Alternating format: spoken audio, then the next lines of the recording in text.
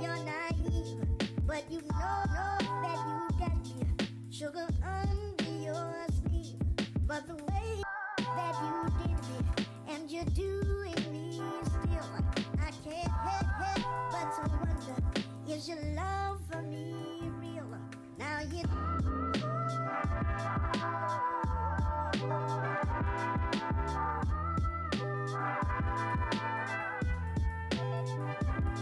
Well, I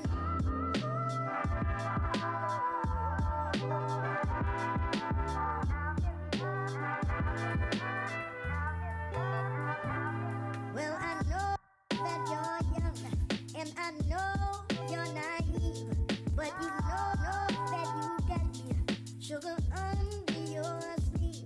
But the way that you did me, and you're doing me still, I can't help but to wonder. Alrighty, hello. So, we're going to be finishing Yakuza 0 today. Finally, we're in the final chapter. We've got a handful of cutscenes ahead of us. We've got a handful of pretty difficult bosses coming up. So yeah, we've got quite a bit to do before we do officially finish Yakuza 0. I did say on numerous occasions, this is the longest chapter in the game. It definitely is. So it's probably going to be potentially a bit of a lengthy stream today. We shall see. So we've got to go to the Little Asia district of the map. That's where we left off for yesterday's stream anyway. We have to cut through this place again hopefully for the final time, because this place is a bit of a maze to get through, to be quite honest. I'll definitely do another save file here, just to be safe, because we've got a lot of bosses coming up, and I definitely don't want to fail any of those major boss fights, so gotta try my best here. It's the final chapter. We finally made it after, I think, a month and a half of playing this game. Kiryu-san, あんたの客はあっちだ。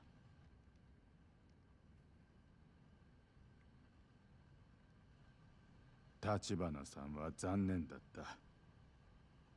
最後に一目でも妹と会わせてやりたかったな。あんたが必死に助けようとしたことは分かっている。アジア外に住む中国人を代表して礼を言う。ありがとう。よしてくれ。俺は何もできなかった。礼を言われる資格なんかね。I feel like that's kind of untrue. I mean, Kiryu deserves a lot of people's appreciation, I feel like, after the hell we've gone through in this game's story so far. ゆっくりはしてられません。話ってのは。お前はもうゆっくりしていい。それを伝えに来た。え？牧村誠が堂島組に撃たれた。一応峠は越えたが、まだ危険な状態が続いている。意識不明のままだ。何があったんです？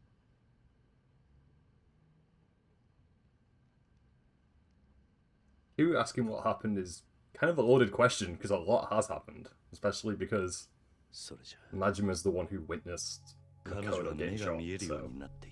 and they've still not been introduced. 少し光を感じる程度だがな。それより幸い堂島組はもう彼女を殺せたものと思っている。早速カムロ町再開発計画の本格着手に動き出した。しばらく彼女に危険はないだろう。でも真島って男は彼女が生きていると知っているんですよね。信用できるんですか？おそらくな。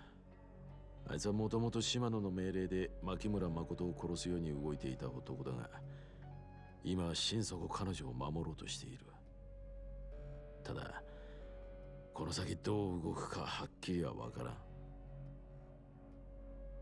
それより堂島組だ。若頭補佐の渋沢が堂島組の次期若頭に決まったらしい。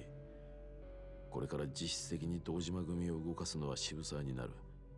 やつはこれまで表に出るタイプじゃなかったが、筋を通し耐え忍びながら力を蓄えていた。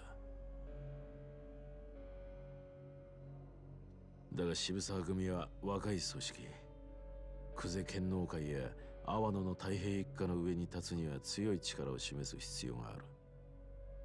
となれば真っ先にやるのは旧風間派の徹底的な排除。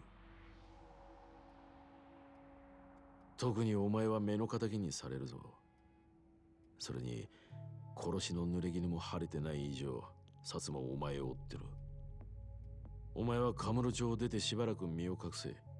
時間さえ稼げ I れ think ば it's a bit too late for Kiryu to lie low for a while, considering how deep we are in this entire 牧村 situation. 誠の意識が戻れば It's not the wisest 殻 idea. の一坪は日教連が取る。え？そしてそれが風間さんの真の狙いだ。なんだと？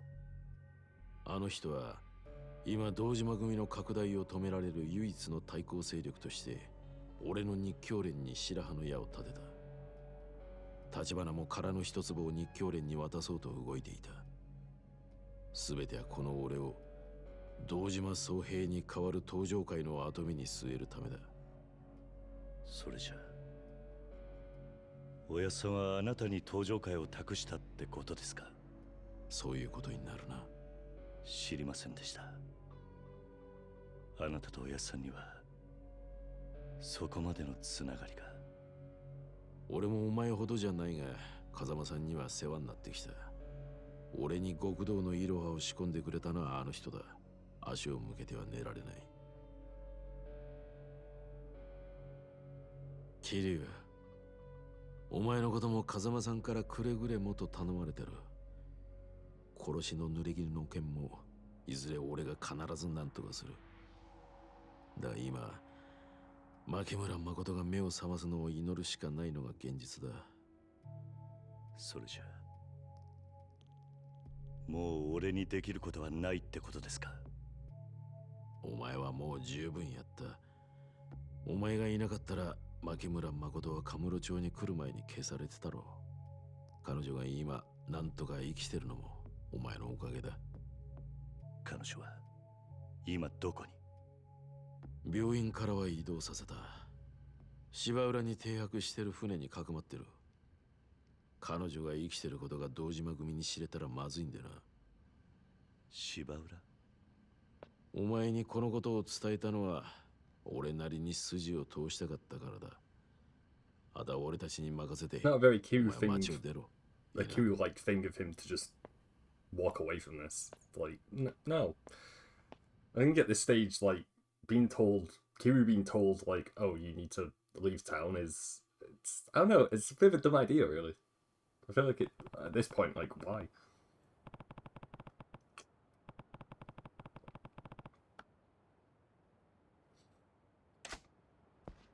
Okay, so we gotta go meet up with Nishiki. Okay. Okay, we gotta go to the West Park area, which is only up here, so not that far left. And we've got a full inventory of health items, so whatever bosses we find ourselves getting involved in, we should be good to go. 錦、なんだ、どうかしたのか？堂島組の連中が風間組の事務所に向かってる。風間組を襲う気らしいぞ。何？渋沢が堂島組の次期若頭に決まったらしい。奴は風間のおやっさんの勢力を根こそぎやる気だ。俺もお前も的になってるはずだぜ。号令かけてんのは渋沢ってことか？すぐ街の中堂島組で溢れる。俺ら街を出るしかねえぞ。おい、いたぞ、桐生と錦まで。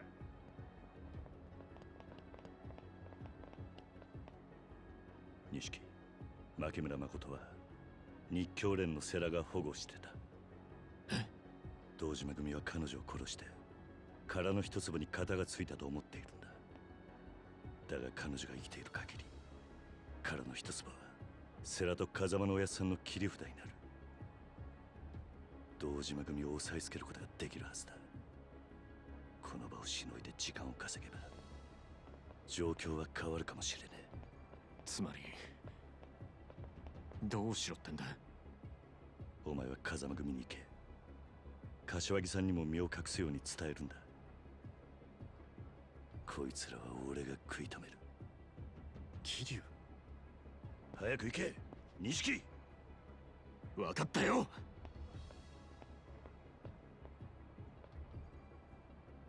お前らの相手はこの俺だ。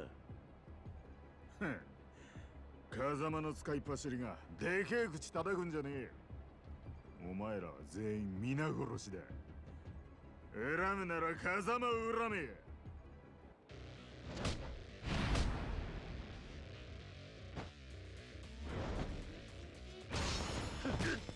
There's only a handful of enemies here, so not too concerned about these guys.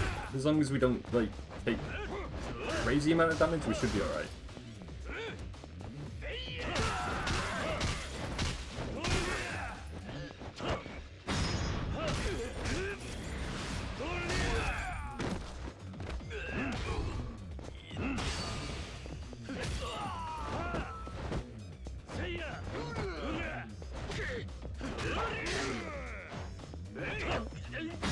That's one thing I do want to avoid, is getting stabbed in the back, definitely.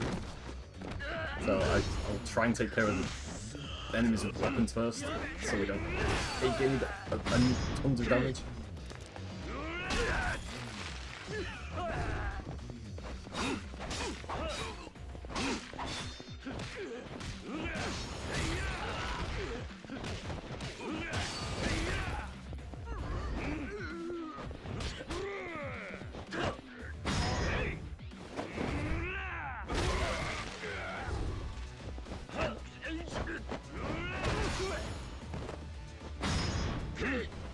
Might finish him, maybe? Okay, no, that only took like a bit of health away. Kind of surprised by that. There we go. It's a good thing we've got healing items, so, because we did take just a bit of damage in that.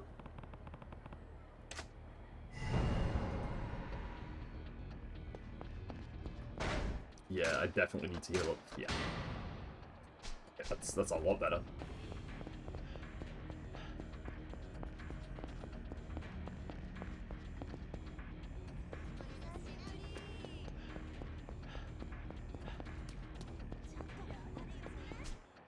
So making us go all the way around. Oh no, I was gonna say, because like the way it looked like you had to go all the way around, but no, you only have to go the right direction for it.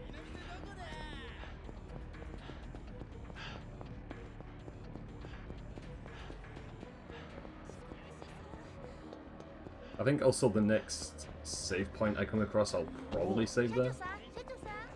So if we do end up kind of having to retry at any point, we don't have to do that entire section again. Yeah, let me definitely save here.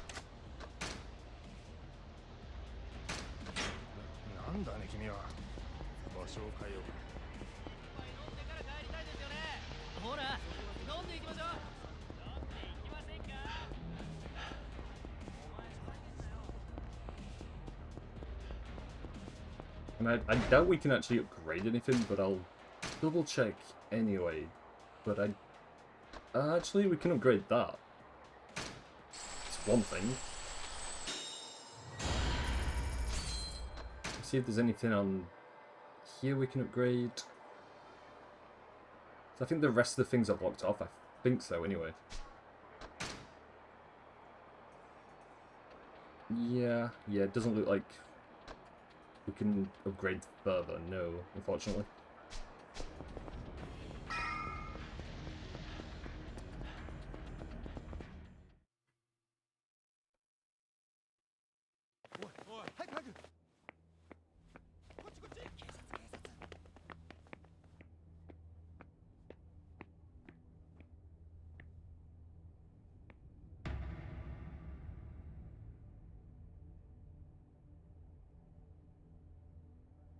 クゼ、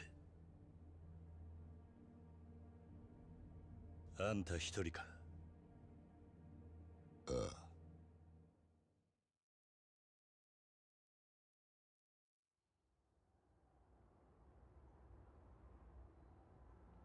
We're gonna have to fight Yakuza again for the 組の人間は fifth 引かせ time た now. てめえとやり合う Yep, の it に looks like we have to fight him for the 余 fifth 計な time. ちゃちゃ入れられたくねえんだな。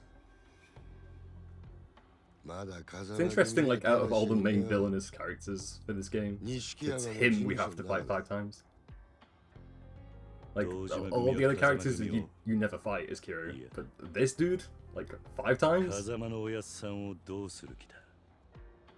始末するに決まってんだろ。風間組もおめえも。 I mean, I'm definitely not complaining because he's a good character, but 今その指揮取ってんの it's は still crazy 渋沢だが that な it's still 5 times. 誰がやったってさほど難しい仕事じゃねえ。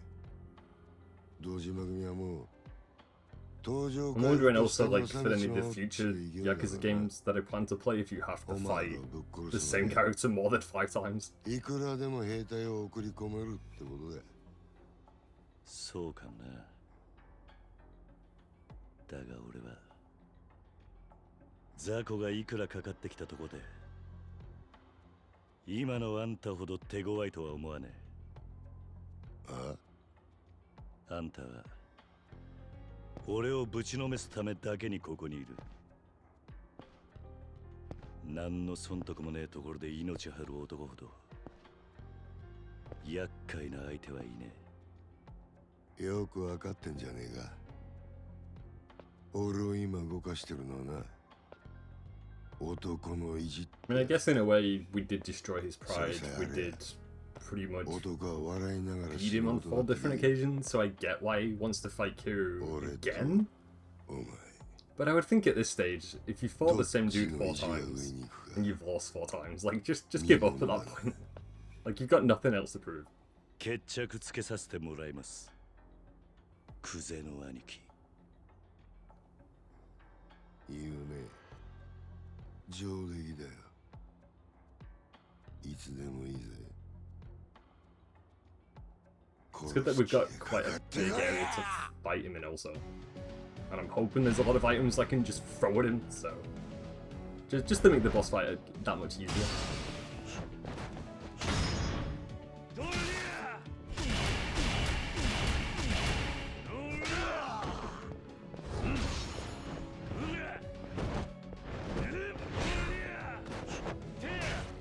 I don't even know what fighting style would be the best to actually get rid of him. I don't know. I mean, this one's working so far, so...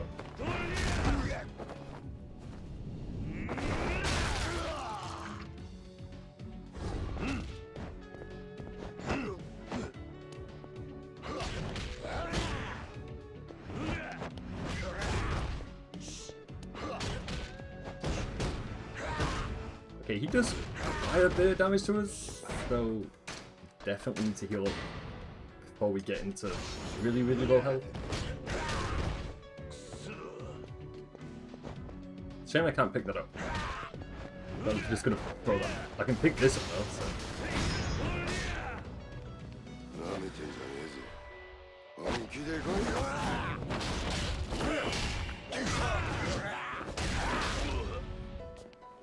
どうした君。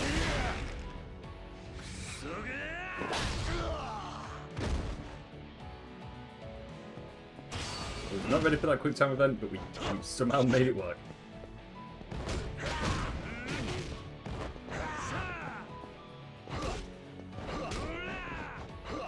See if there's anything else I can throw at him that'll do good damage. Like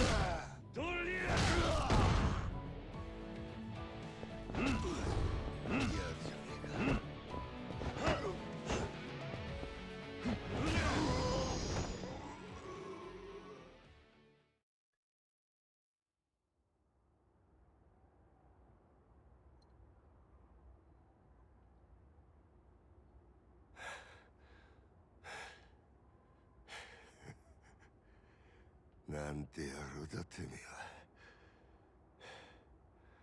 どこまでも強くなりやがる。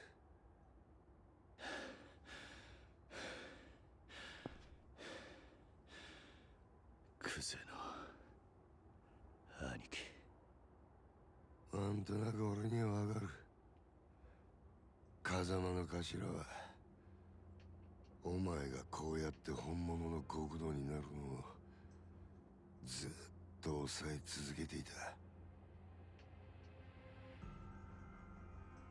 その封印を解いちまったんだよ、堂島組は。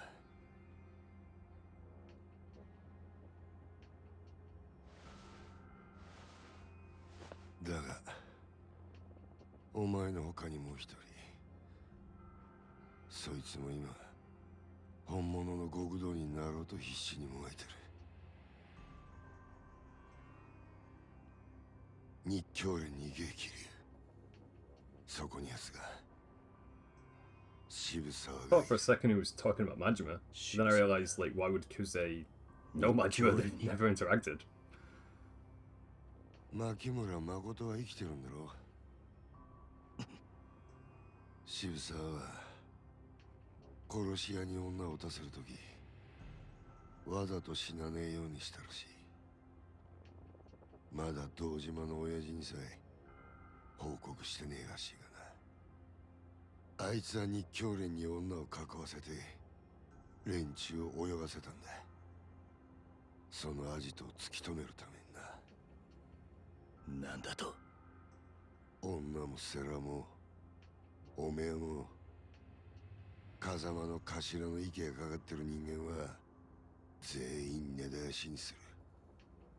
そうやって渋沢は初めて堂島の頭になれる。本物の極道に。桐生！錦。今アジア街から連絡があった。渋沢が堂島組を芝浦に向かわせてるらしい。もしかして日教連は芝浦にいるのか？ああ、誠もそこにいる。マジかよ。ならすぐ行こうぜ。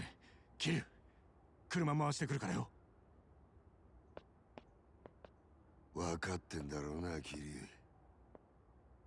生。てめえは極道の一番深いところに足突っ込もうとしてる。風間の頭が止めたその道をこのまま進む覚悟があるんだったら行けや！ええ、全部覚悟の上です、クゼの兄貴。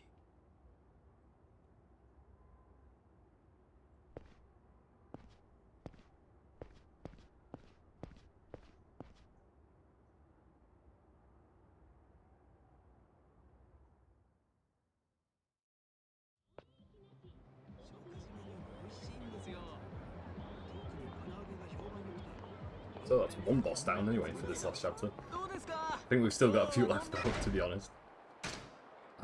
Actually, let me... I was gonna say, should I heal up? But not quite yet.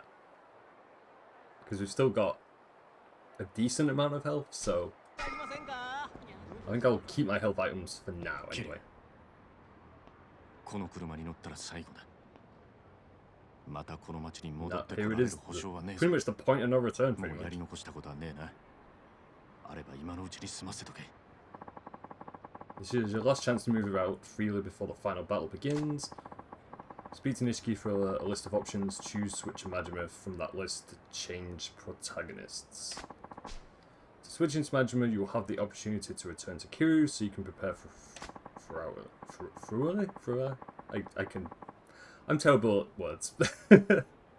Just so you know, it's the perfect time to make a new game save in case you need to come back. 今のうちにできることはやっとけよ。 Well, I mean, I was gonna say I don't plan on playing Yakuza 0 again in the future, but who この knows? 町でやり残したことはねえ So ん I've だ。 played it countless times now, so... yes, I'm definitely ready to end it. Yep. ああ、大丈夫だ。芝浦までやってくれ、錦。It's that kind of game trope of, like, here is the point of no return. Like, わかった。 this is pretty much it. So, yeah. I feel like we probably haven't got much left now. I say that, but all I pretty much remember is just so many cutscenes in this chapter. especially right at the end. I'm pretty sure there's like 6-7 cutscenes in a row, so it's gonna be a long time, but it's gonna be great though. It's probably my last day on Earth. Got to make sure I go out with nothing left undone. Nothing left on the bucket list. That's the end of the line. If I go with no regrets.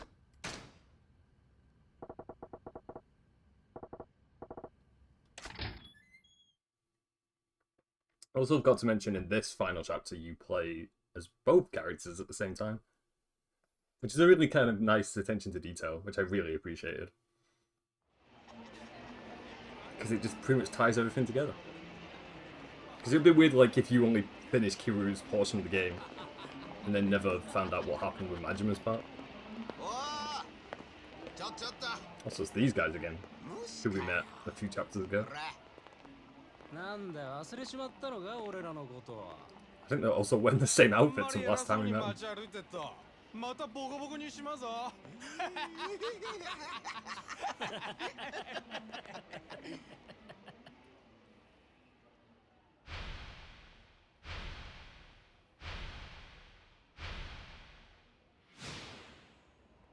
俺らに会ったらちゃんと頭下げてけよ。ま、とりあえず挨拶代わりに財布置いてけや、兄ちゃん。なんだよ、ブルっちまって声も出ねえか。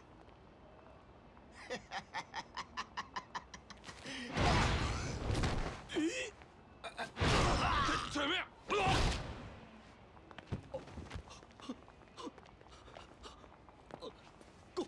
ごめんなさい。すいません、すいません。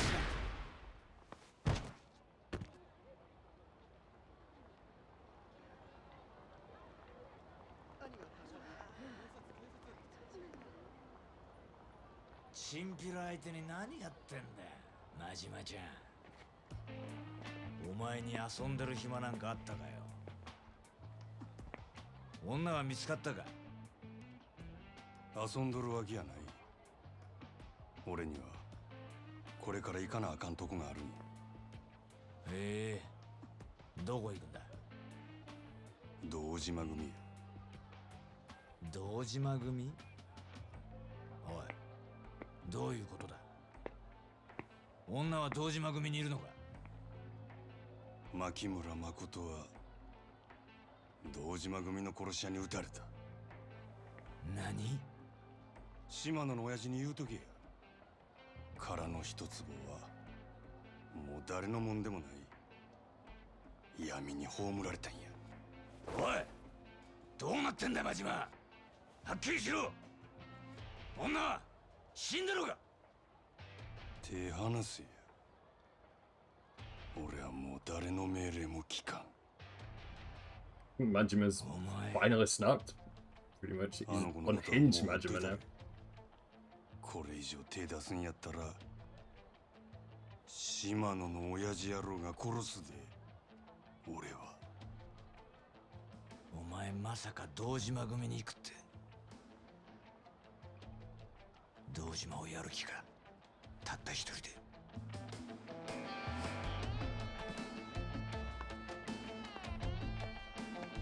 女一人のために狂っちまったな、マジマちゃん。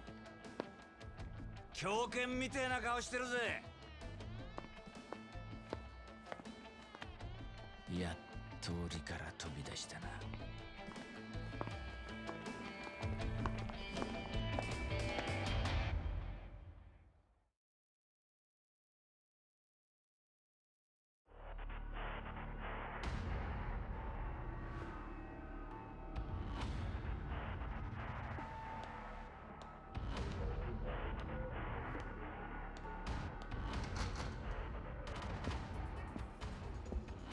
誰だ。おい、なんだてめえは。誠から電話預かってきた。おせっかいな殺し屋じゃ。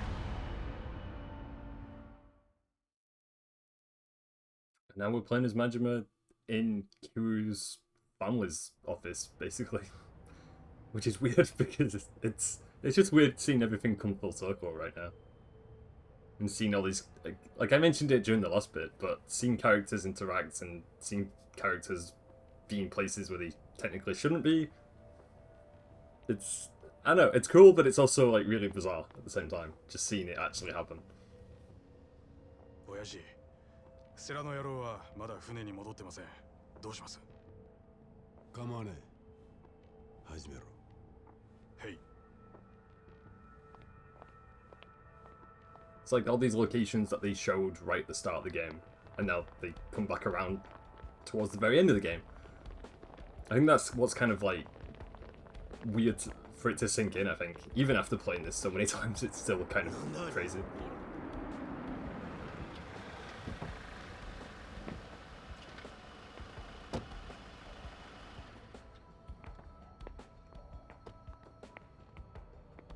Kiryu。奴ら堂島組だ。完全に日教連を皆殺しにする気だぜ。俺らだけでいけんのか。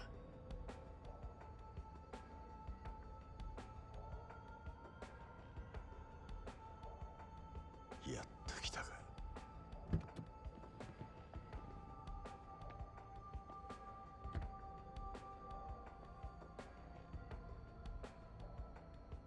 渋沢。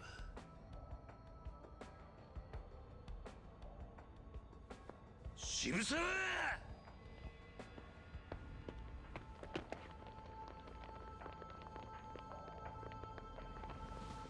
お前らの That's 相手 a は lot こっ of ちだ。 people. キリュウ。 A lot of people that Kiryu needs to get through.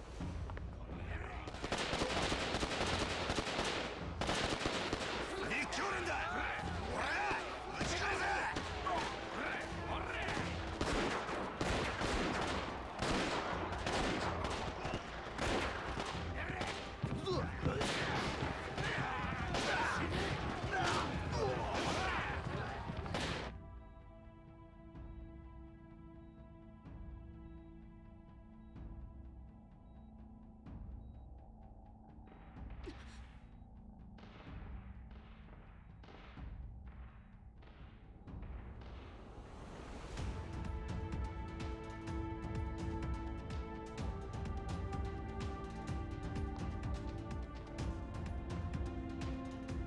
こっちも始めようぜ、キリュウ。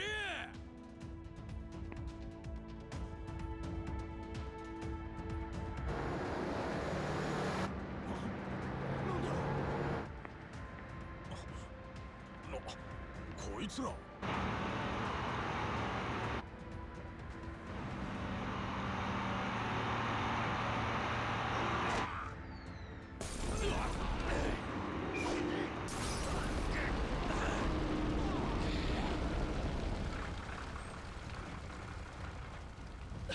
I guess the cavalry finally arrived in time. 風間組か。キリュウ、錦山。お前ら I also realised there's 3 different Yakuza families now, all fighting each other. 風間組が引き受けた。 Because you've got Kiryu's family's clan, you've got the one that owns the ship where Makoto is, 行こうぜ。 and then you've got the other family that I can't remember the name of, who are pretty much the villains in all this. So yeah, there's a lot of people at play right now. But I wouldn't have it any other way, especially because it is the last bit of the game, so... Yakuza definitely knows how to do its, like, final chapters.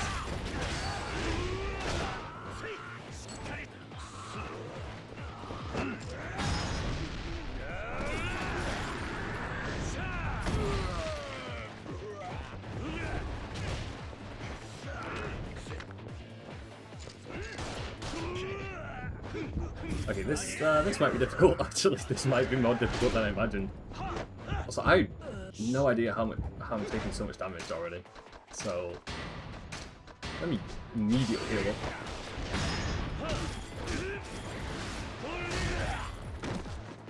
I think he was throwing grenades at us. I want to say he was throwing grenades. He was throwing something at us because it was doing tons of damage.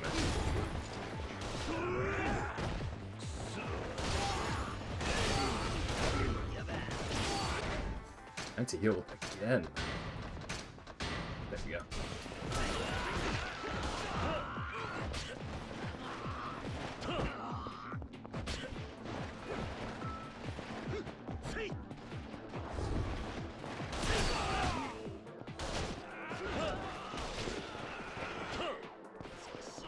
try and get rid of this guy way ahead of us. Okay, there we go. That should make things easier, because... Man, I'm gonna say, we're taking a lot of damage already. That's not a good sign. Especially because we've got a pretty difficult boss coming up.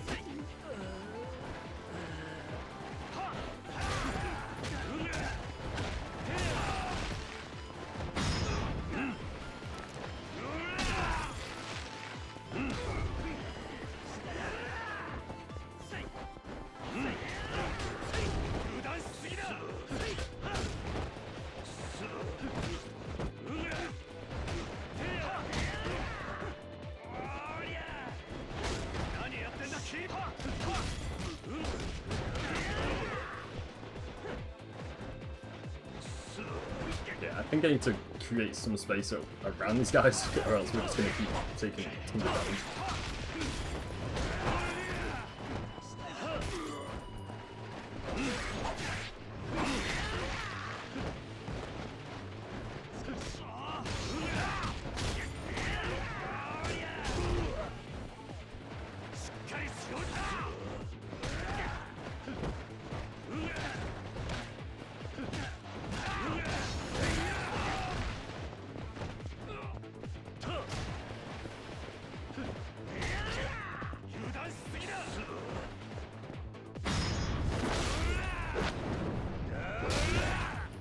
I was wondering if there was going to be a quick way to get rid of him, so I'm glad we were able to actually do that. Okay, I need to heal up again. Okay, that'll do.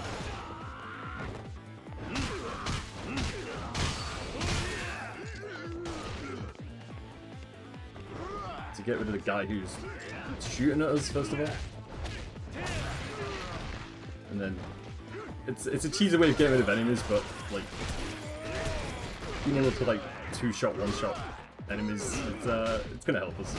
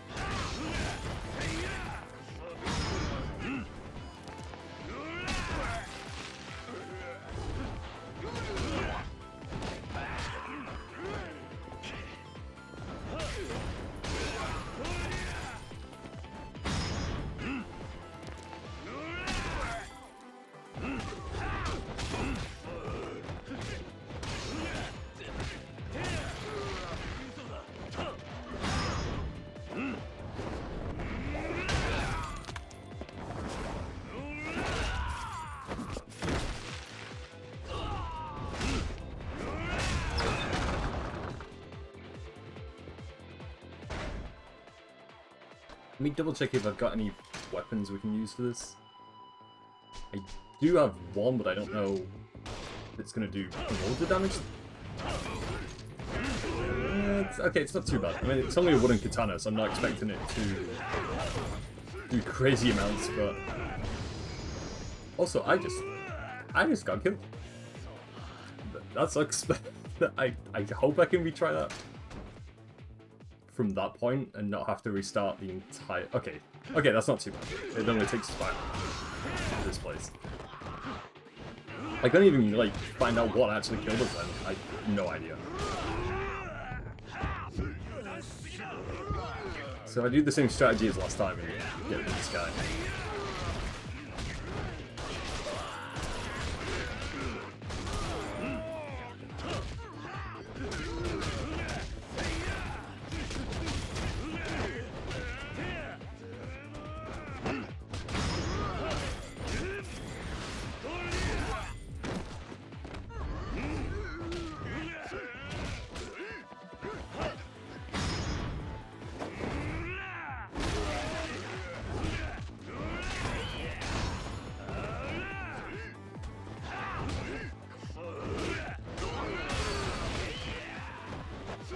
We've got 3 guys left here, so it shouldn't be too bad. There we go. I'll try and not make the same mistake now and actually figure out how to get in there without getting that shot out of me.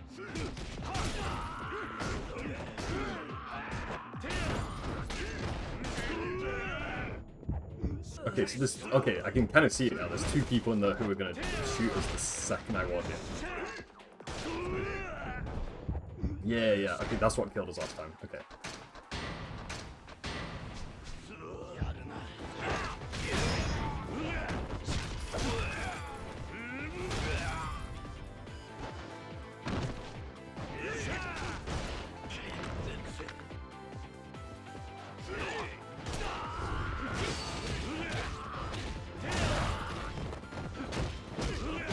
I think both the gunmen are here also. I think we got rid of both. I hope so, anyway. Yeah, we did. Okay.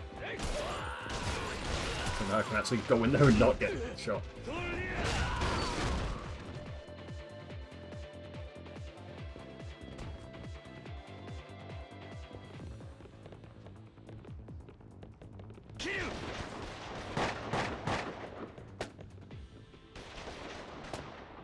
So, 後ろからも来やがった。柏木さんは何やってんだ。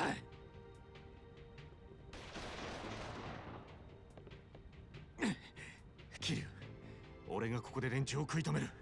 お前、一人で先に行け。錦、心配すんな。俺は大丈夫だ。お前は誠を守ってやってくれ。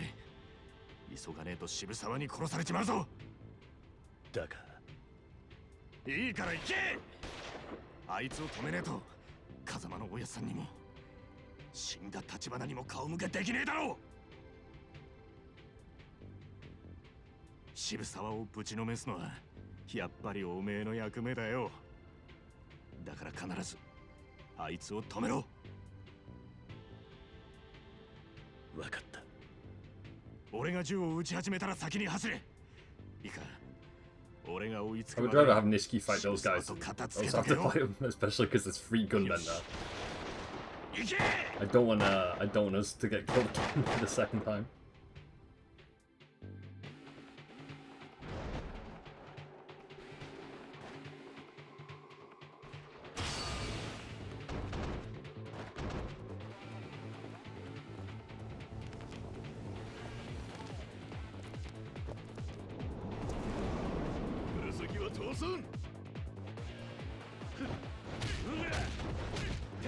Well, I've got plenty of items here to use against him, so this guy shouldn't be any trouble.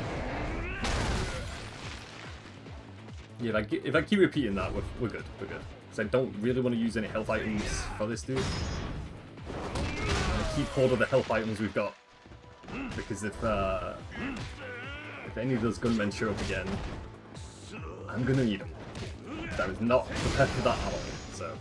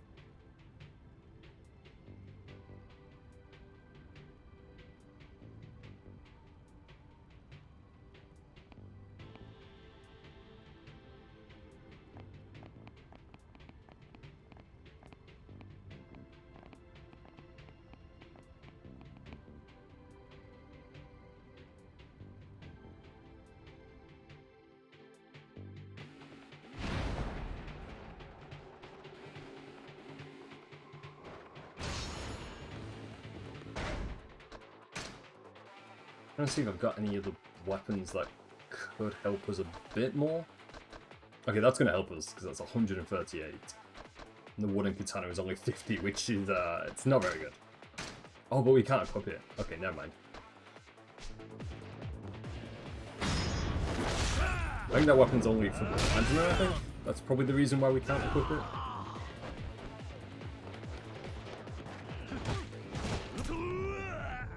Okay, Okay, I can see that ahead. There's two gunmen in front of us. So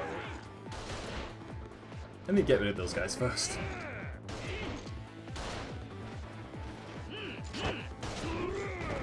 Okay, let me heal up immediately. There we go.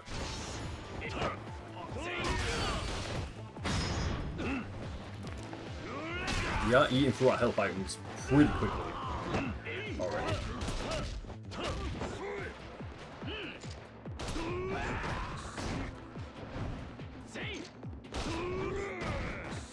Okay, okay, we only just made that alive. Only just made it alive. So we're taking a beating so far.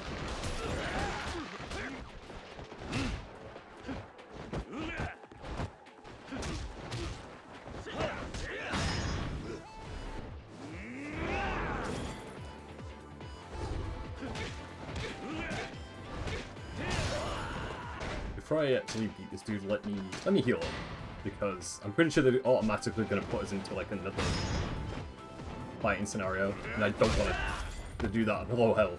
That would be a terrible idea.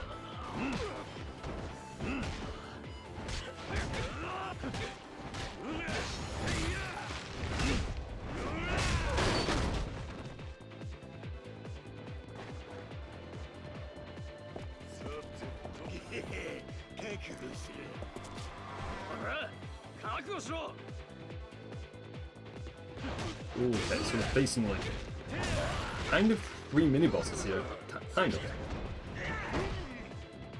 See, all of them do have quite a lot of health, so I'll change fighting style for this. And then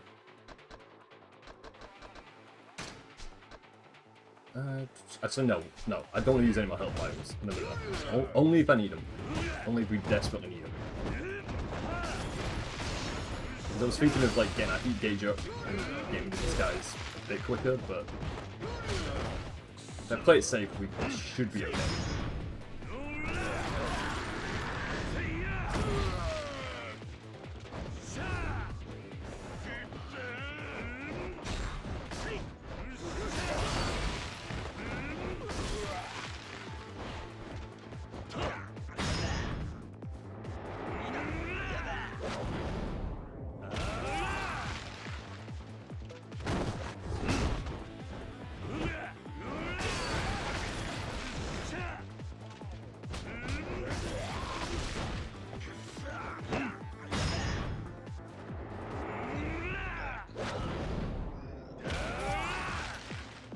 I'm surprised he's still alive after that. Okay, there we go. Oh, it took me a while. I'll see what we've got to deal with up here, so I think I'm going to wait for them to come to me, I think? Or maybe not.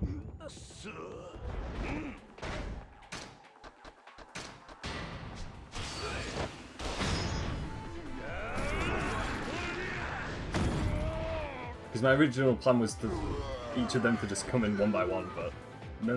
The AI is smarter than that.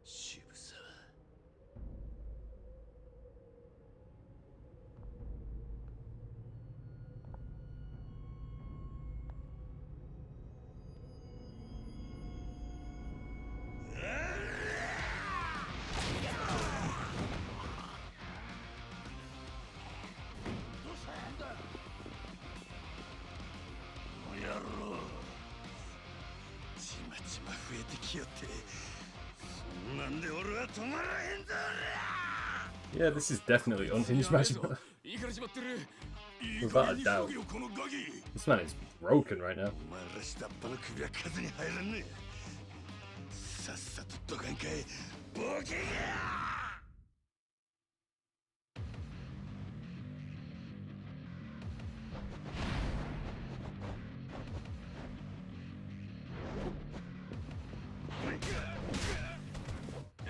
I need to check if we've got a full inventory of Majima. Okay, we do. Okay, so that's good that it doesn't carry over from Kiryu's progress. They both have separate inventories.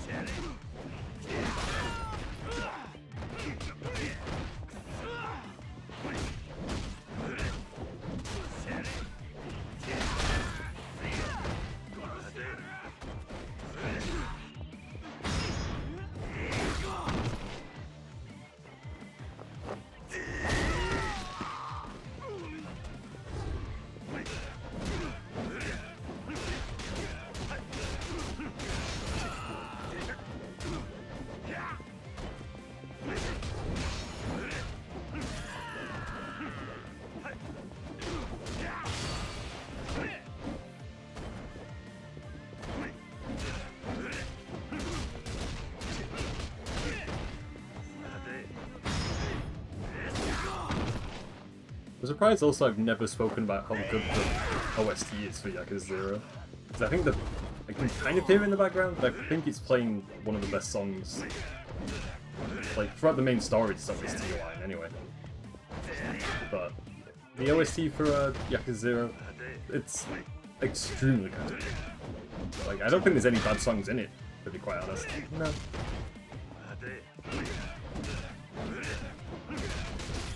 There we go.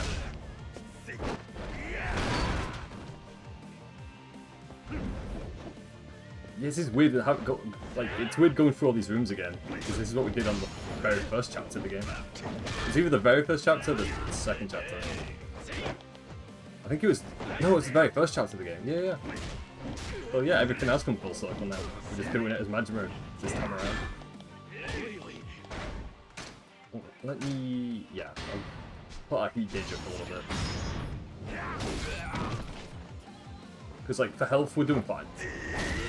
I think if our health goes down to more than half, then I'll start using healing items.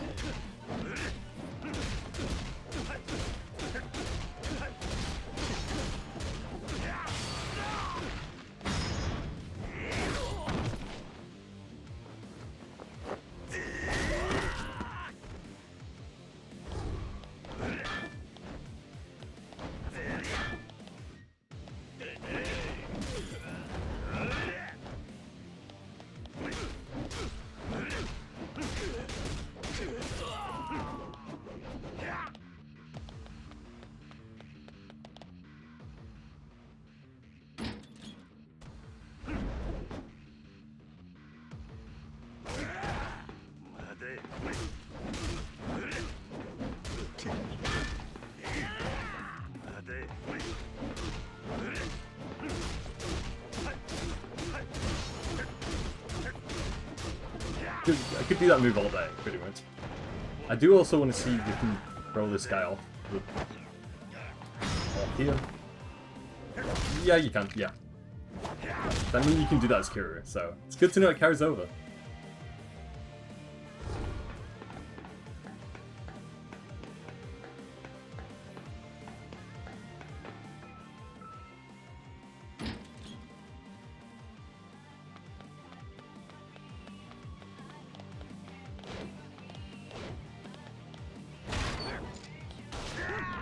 Okay, I was not ready for that. No. Yeah, we'll use that one.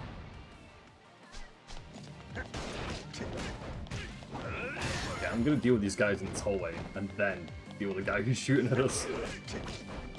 I do not want to go in that room yet.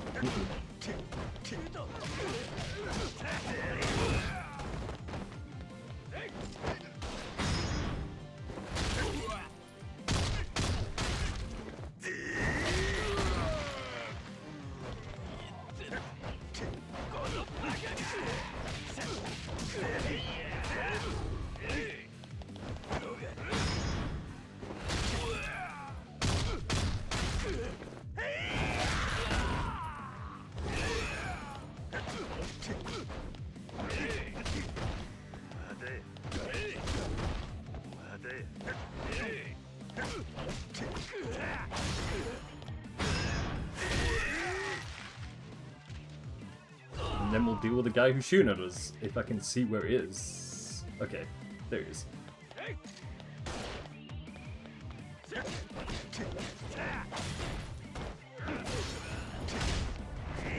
I was definitely not ready for that. The second you open the door, you get shot at. Like, if it was putting that on the hardest difficulty, that I could probably kill you in one shot. Maybe, who knows?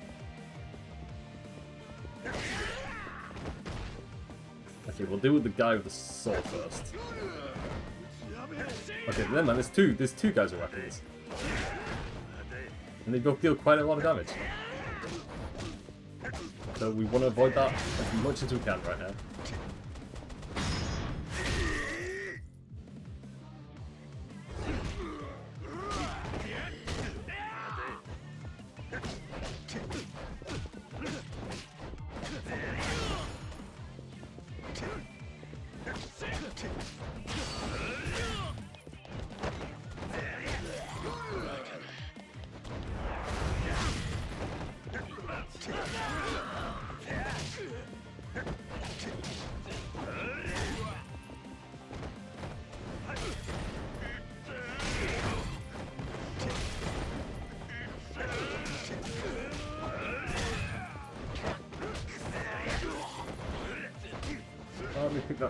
Let me pick this up. There we go.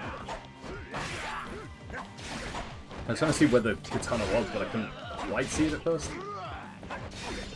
Okay, that kind of helped us. Just a tiny bit.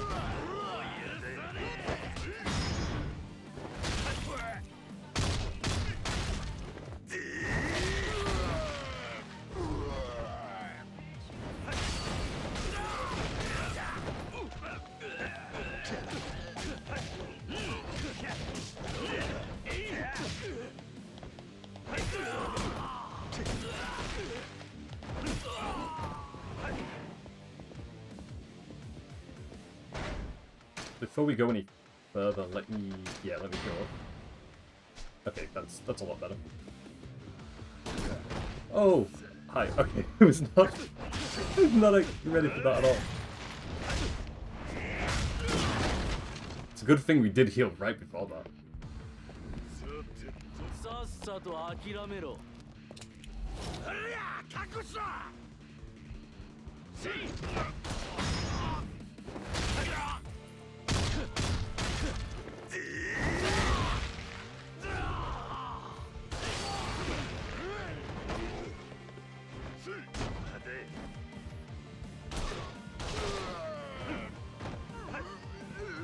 We'll pick up the other gun and then just use that. Okay, I gotta get up on the floor immediately. Okay, there we go. We're taking so much damage in this part as Majima. I'm glad that I've just got the health inventories don't carry over from character to character. Otherwise, I don't think I would be able to get past this part.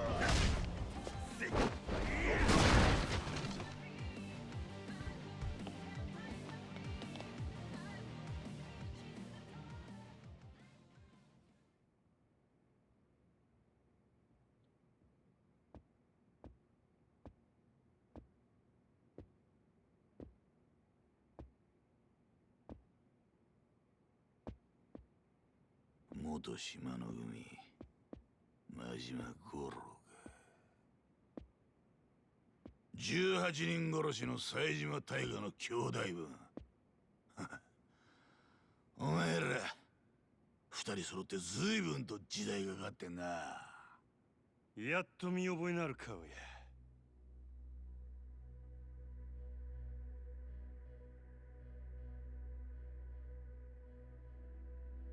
頭王座の阿波野ってもんだ。顔ぐらいは知ってだろう。ああ。お前ほどの男が今は堂島組長の玉よけか。お前の目的は女の復讐か。はっ。そのためだけにたった一人で堂島組をここまで攻め込んでくるとはな。賢く生きるつもりはさらさらねえらしい。極道が小賢しく生きる方がよっぽどアホらしいわ。今は世の中、金が支配する時代だ。その時代が求める極道の姿ってのがあんだ。生き方の良し悪しじゃねえ。おめえが時代に合ってねえってだけのことだ。本気で備え思うとるんやったら、俺に言い訳する前にさっさとかかってきたらどないや。自分のくだらん生き方をにやけ面でごまかさんで済むで。なるほど。そうかもしれねえな。おめえみてえな熱のある男にはついごまかそうって頭が働いちゃう。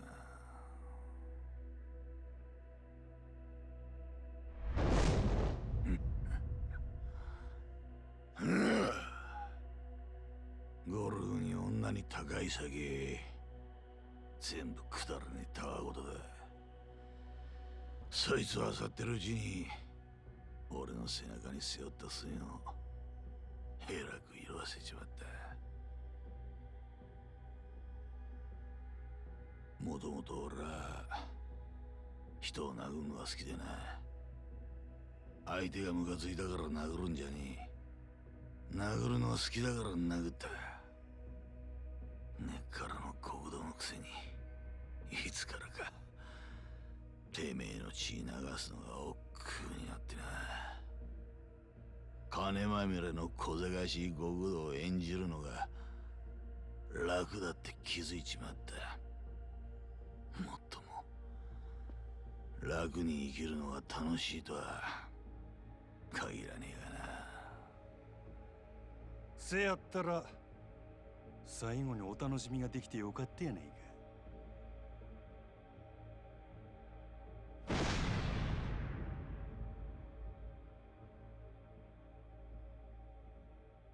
お前らは殻の一つぼっちゅうざれ言のために群れになって誠を引き裂いた。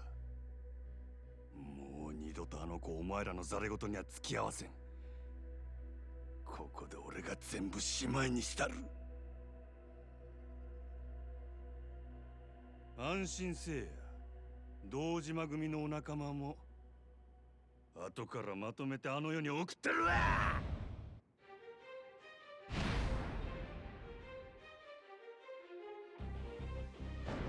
Well, first thing I need to do is heal up, because this is not going to be an easy fight, I imagine.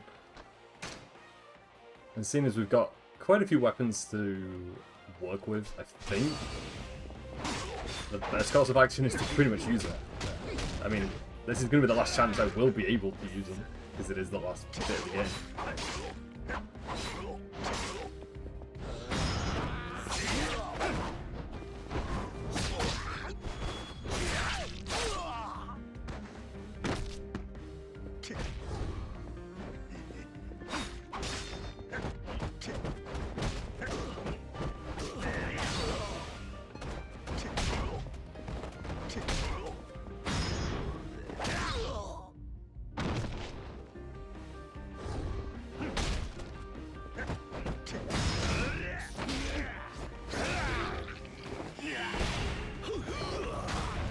I'm so glad that I did not screw that quick time event up. Otherwise, I don't think we would have a face left. The guy just nearly broke down an entire wall, so... He's very tank-like. Also, he is dodging all those moves. Holy shit. Did not get a single hit on them.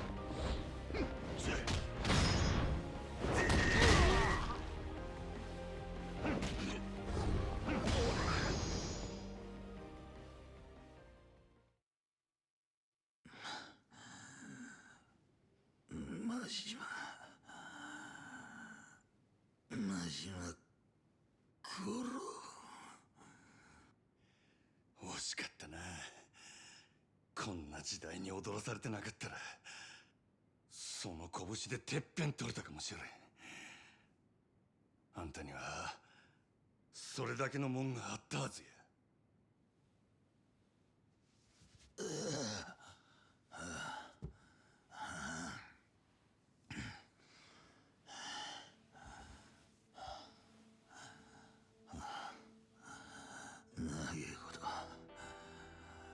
国土をやってるとよ。正直てめえの立ち位置が見えてきちまう。風間の頭みてえな男がいる限りてっぺんを取ることができねえ。なんてな。俺もよ、もう少しおめえみてえにバカだったらよ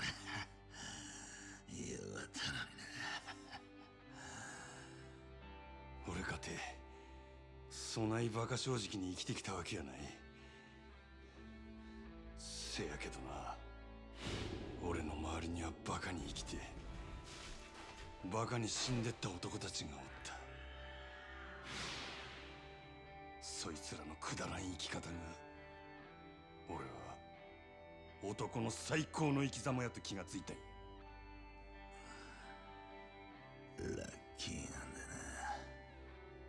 な、お前。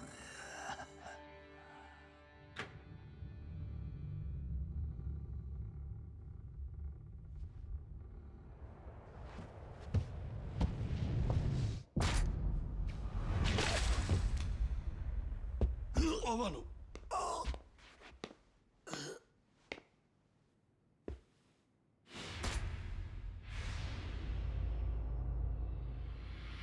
お前か。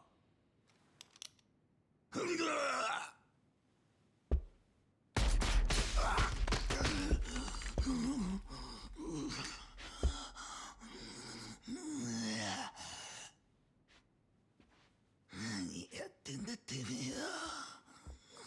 男二人腹割ってる時によ、部外者余計な真似してんじゃねえぞ、ほら。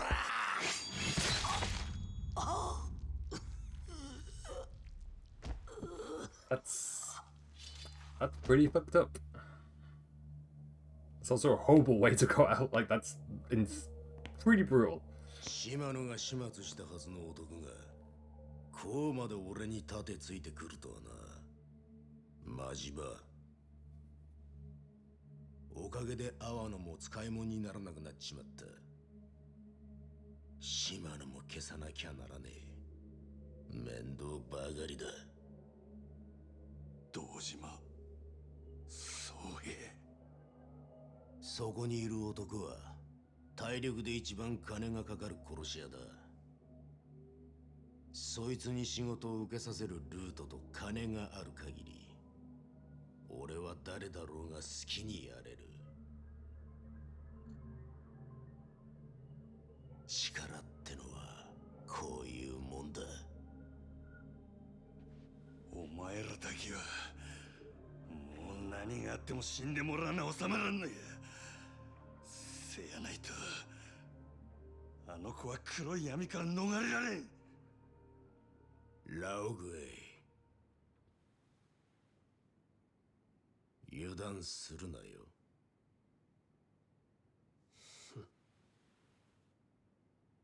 地獄の底まで引きずり込んだるわ堂島。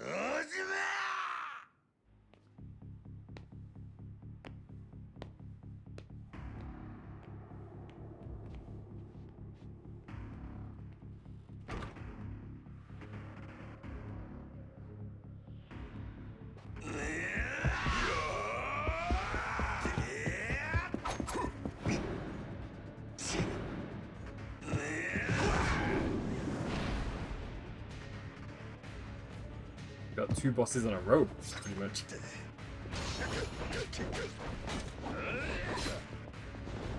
And I think I'm definitely going to have to swap to using our inventory weapon for this, because I think this is going to be pretty difficult if I don't get this right. And he's a hired assassin after all.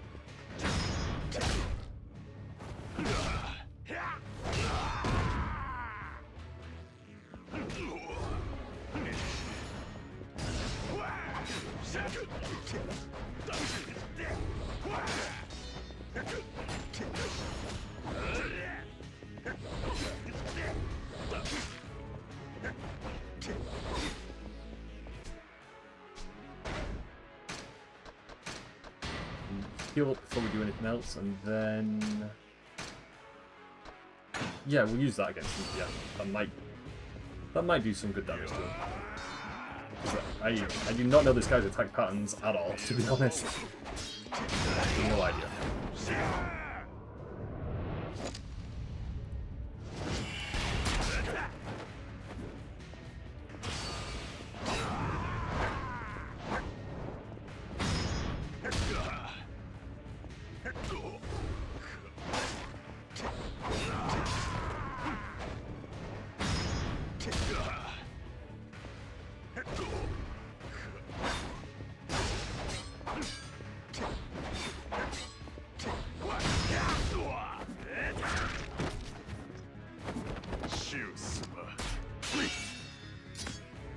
Got hyped then for a second. I was like, can we use that weapon against him? But no.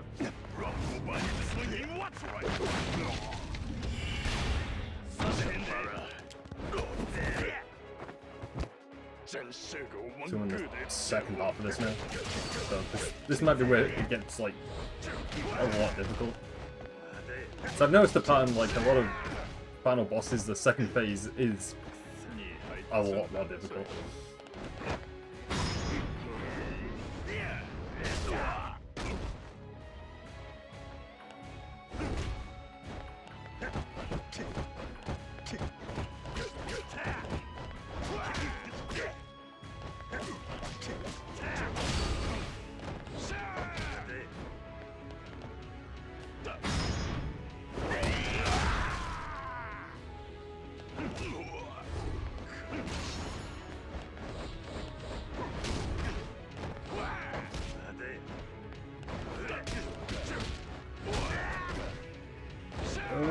Okay, let me heal up.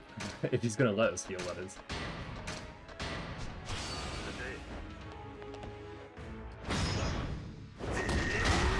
There we go.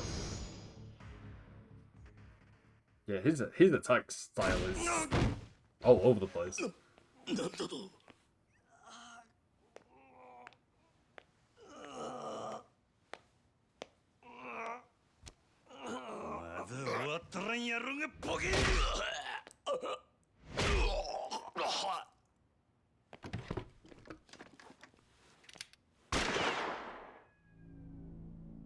おとなしく待っとれや。こっちはもうすぐ済む。その次がお前や。もしも。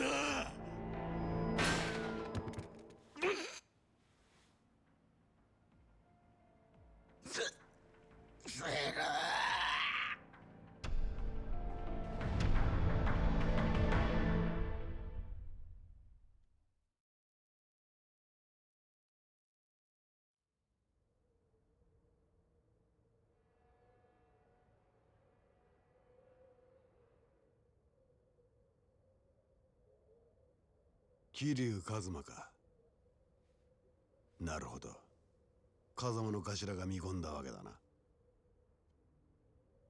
もっと早くお前の存在に気づくべきだったよ。ただの若造が。いつの間にか竜に化ける一歩手前だ。そんな話はいい。女を離せ。お前が彼女を殺す気ならとっくに殺してたはずだ。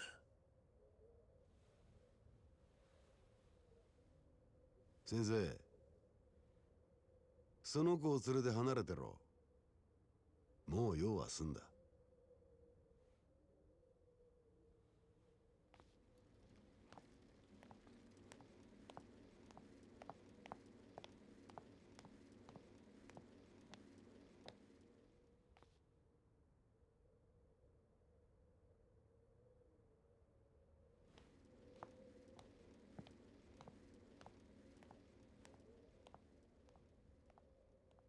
女を始末するのはお前を殺してからだ。それで風間の息の根は完全に止まることになる。セラの野郎は後でじっくり料理すりゃいい。今俺がやらなきゃいけねえのはお前だ。風間の極道を継ぐお前をこの手で始末する。俺が欲しいのはあの風間慎太郎を超えたっていう看板だ。何？人間ってやつは金や権力を手にしたところで最後には花が求められる。それが看板ってやつだ。お前はそんなくだらねえもんのために風間のおやっさんを狙うのか？そのくだらねえもんのために命張らなきゃいけねえ男もいるんだよ。俺の父親は昔ある代議士の秘書をやっててな、ゆくゆくは政治家になるんじゃねえかって周囲からも期待されていた。だが手柄は全部代議士に持っていかれ、挙句の果てにその代議士の汚職が原因で自殺に追い込まれた。それが能力だけでのし上がろうとした男の限界だった。世の中なんてそんなもんだ。頑張ったことが報われない社会でまっとうに生きるなんてバカバカしい。だから俺は力が全ての裏社会こそ自分を生かせる道だと思った。必死になって金も作った。親父が欲しがるものは何でもくれてやった。だが極道も政治の世界と同じだったぜ。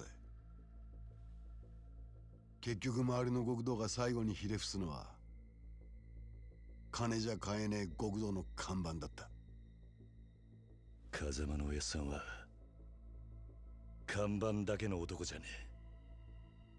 クソみてえな親の下で堂島組を東上界最大の組織にまで育てた。あんたの父親を死なせた代議士とは違う。そんなことは分かってる。風間は別格の極道だ。俺には別格と呼ばれるほど看板はねえさ。だがてっぺん取るためにそれが必要ってんならてめえで作るだけのことだ。おめえはそうやって何でもかんでも計算づくか。男の看板ってのは自分で設計図引いて作るようなもんじゃねえ。後から勝手についてくるもんだ。何とでも言え。これは俺なりの努力ってやつさ。その努力が女を撃つことか。橘や織田を殺すことか。てめえの看板が欲しいなら他人の血で書くんじゃねえ。お前も風間の看板に憧れて極道の世界に入ったんだろ。だが風間も昔は東上界のヒットマンとして何人もやってきた。それこそ伝説になっちまうほどの人数だ。お前が思ってるほどまっとうな男じゃねえ。殻の一坪にしても最初は堂島組のお家騒動だった。そいつに何人もの仇を巻き込んで死なせたのは結局んとこ堂島の親父に弓引いた風間じゃねえか。何が言いてえ。あの風間の頭ならいずれ女や橘が危険にさらされることも想定できたはずだ。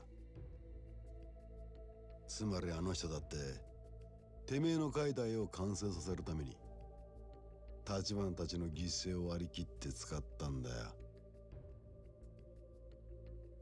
他人の血をてめえの道具に使うのは極道の坂だ。だから俺もお前の血を看板に使わせてもらう。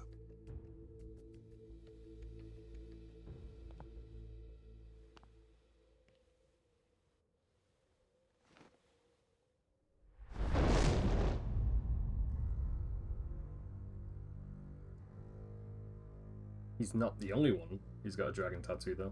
竜背負ってんのは There's now two people. お前だけじゃねえんだよ。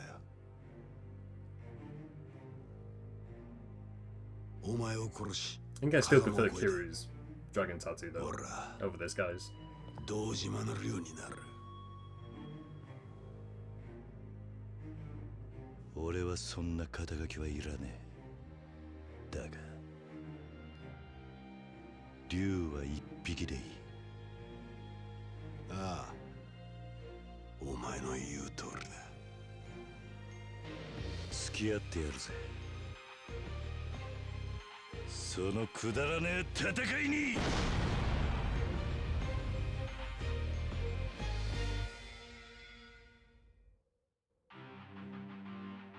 Even though Kiru's black tattoo still isn't in color yet, it still looks better, to be honest.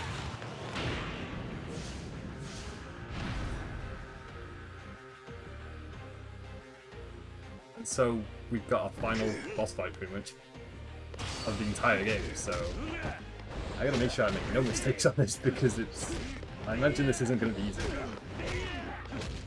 And it's been, you know, quite a while since I have done this boss fight, so.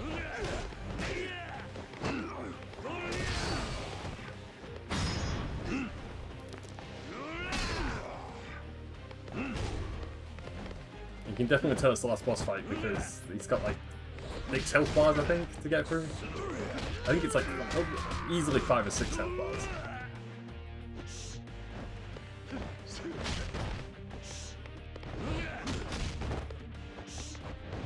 I don't know which fight style would be best for him actually, I'm not sure.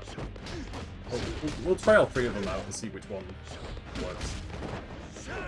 I need to heal up is what I need to do before we continue.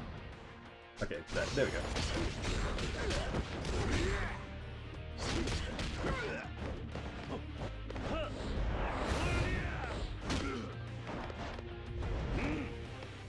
I don't know if the beast fight style would work, because it does good damage, but it's...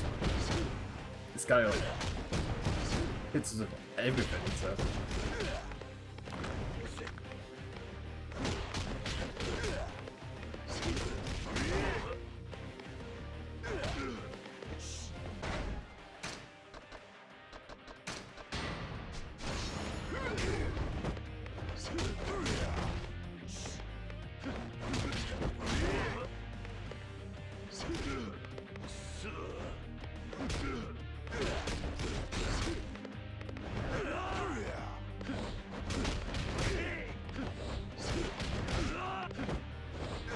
I need to find an opening on when to actually attack him, because I've not found one yet anyway.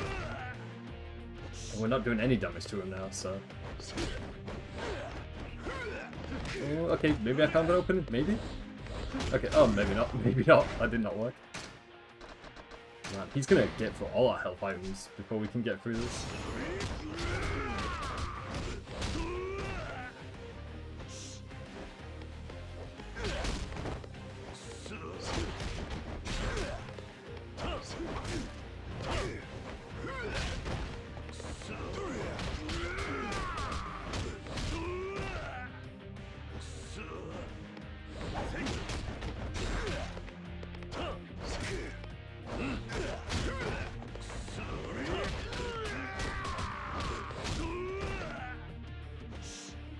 Yeah, this could actually be really difficult.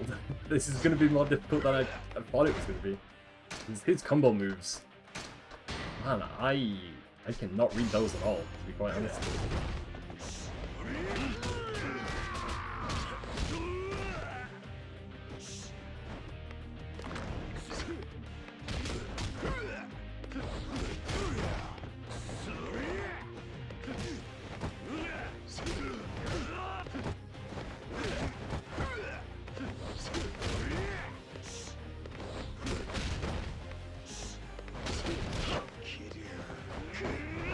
Maybe we found an opening, maybe? I don't know. Oh, maybe I just got one lucky shot in, I'm not quite sure.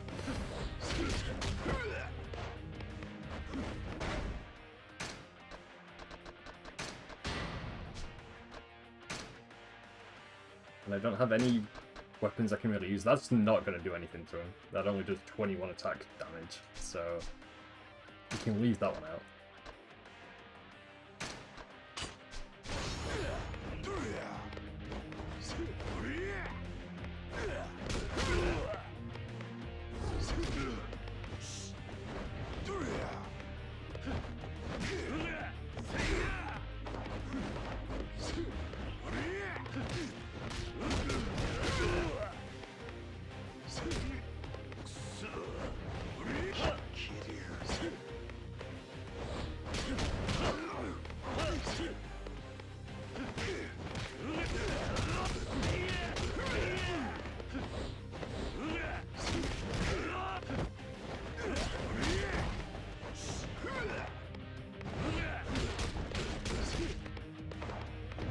Let me see if the rush fight style is gonna work for us. Because if it doesn't, I'm not too sure what else to do. Oh, okay, maybe it is gonna work. Maybe.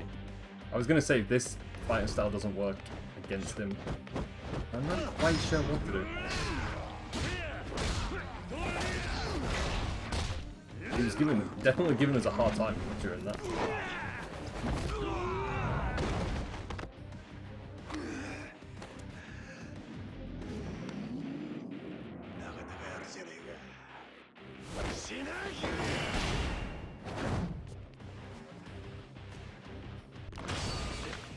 Okay, so we've got a lot of items to work with here, so let me... Yeah, let me heal up.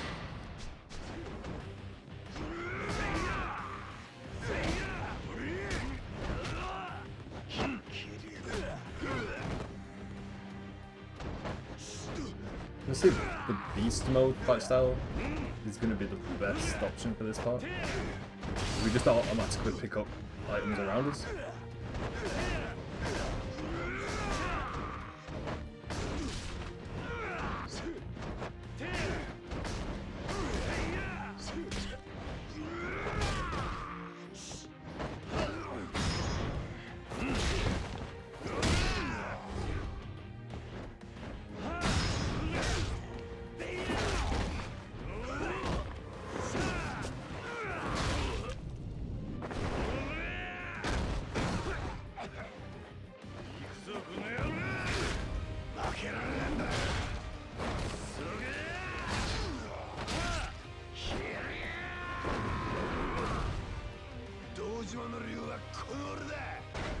Okay, we got him down to a good amount of health, so... The other thing is we've only got one health item left now, so this is make or break, pretty much.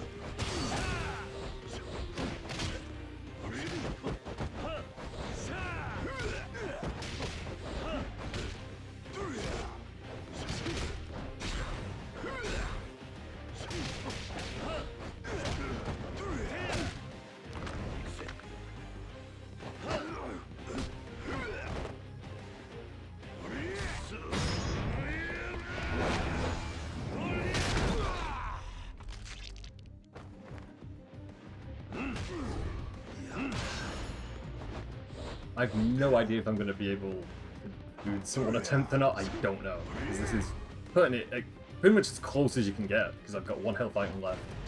He's still got quite a bit of health left. We're pretty low on health, so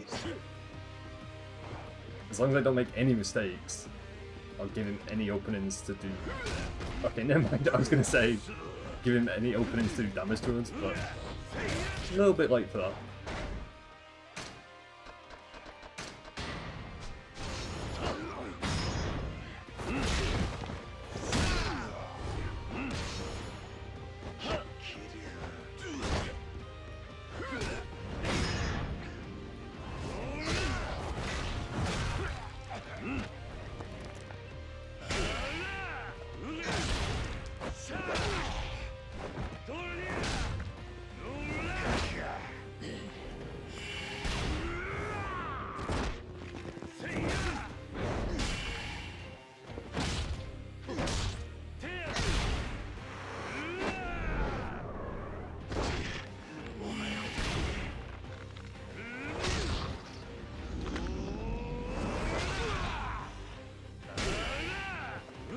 I think we might have this done.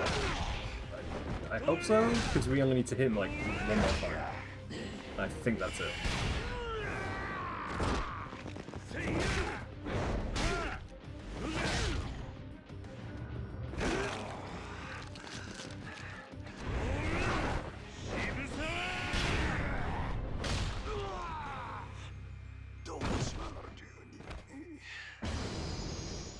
Okay, whew, we did manage to do it in one attempt. That was That was by far the hardest boss in the entire game, just because that first phase, I could not get any damage on him at all, and his combo attacks were just, they were lethal. So,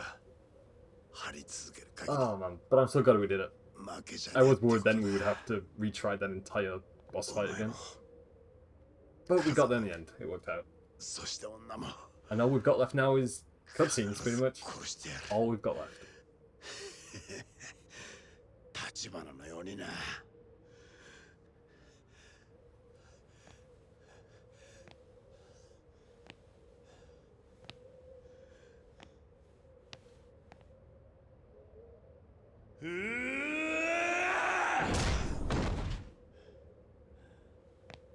I'm still surprised this guy's still alive, to be quite honest.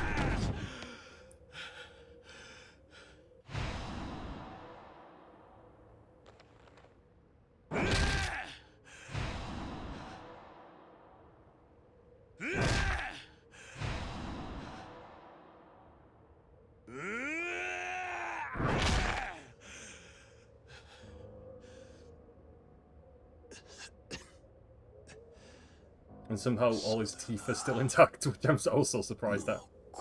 I'm like, this man's been punched like easily over 100 times.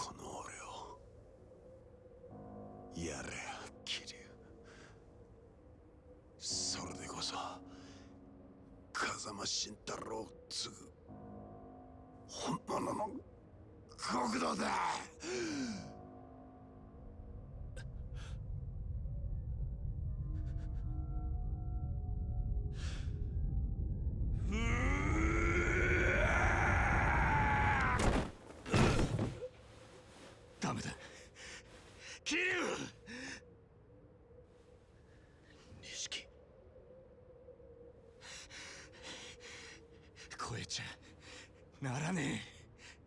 その一線超えちまったら戻ってこられなくなる。こいつ殺したとこで何にもならねえだろうが。お前勝手に先は死んじゃねえよ。兄弟踏みとどまれ。いつか最後の一線を越えなきゃならねえ時が来たら、そん時は俺も一緒に越えてやる。だから錦、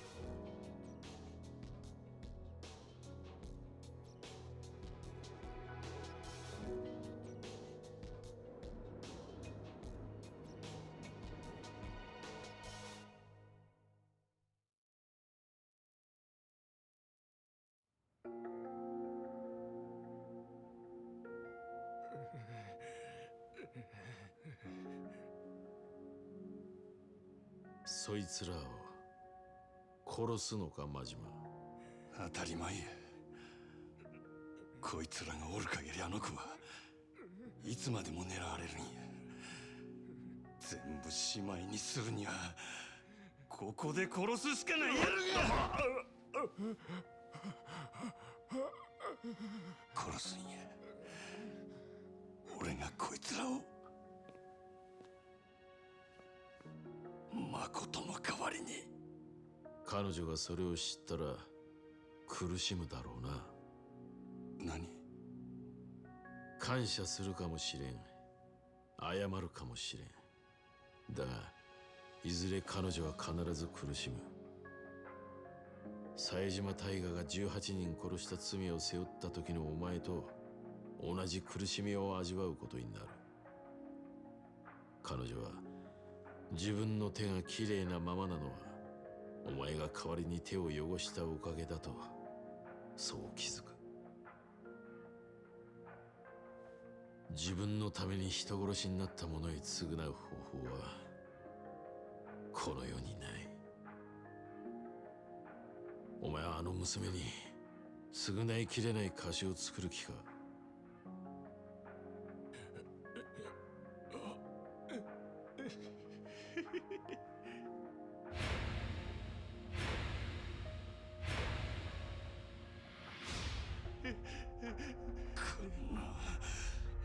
クソソボケが。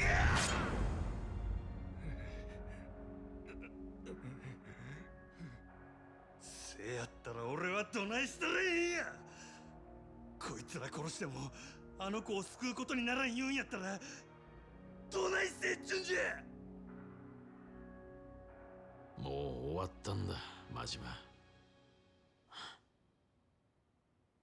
牧村誠は意識を取り戻した。今、風間組の柏木たちが病院に移送してる。誠が意識を。何言ってる。女が生きているのか。バカな。それじゃあ殻の一粒はあの土地はどうなった。堂島さん、殻の一粒はもう彼女の手を離れました。うちが新しい土地の所有者です。1000億も出してもらえりゃあなたに売っても構いませんがね。何。堂島組の時代は終わったってことです。So he pretty much made a loophole for them because he asked for 100 billion, which I don't think they would ever pay that. Definitely not. カムロ町再開発の莫大な利権は殻の一粒を持つ人間にしか動かせん。これで堂島組一強だった東上界の勢力図は大きく書き換わる。くだらん話はええ。あんたは俺にこいつらを殺すな言うんか。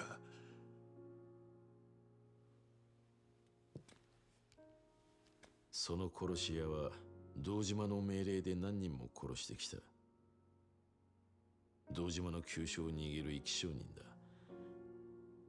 警察にもその情報は流しておいた。そしたら殺に突き出すだけで済ませろっちゅうんか。俺はそこまで甘くはない。その殺し屋の身柄は日教連で隠し持つ。東上界最強と言われる堂島組をこの俺が裏から操る切り札としてな。それにその殺し屋はここで楽に殺すより死ぬまで例の穴蔵にでも閉じ込める方がいいだろ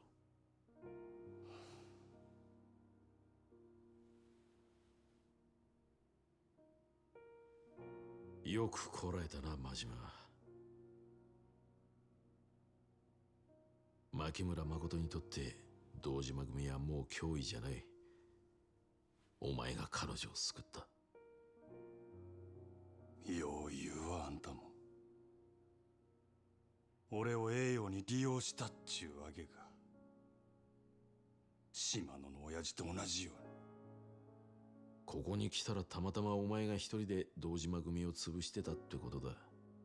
俺にそんなこと想像できるわけがない。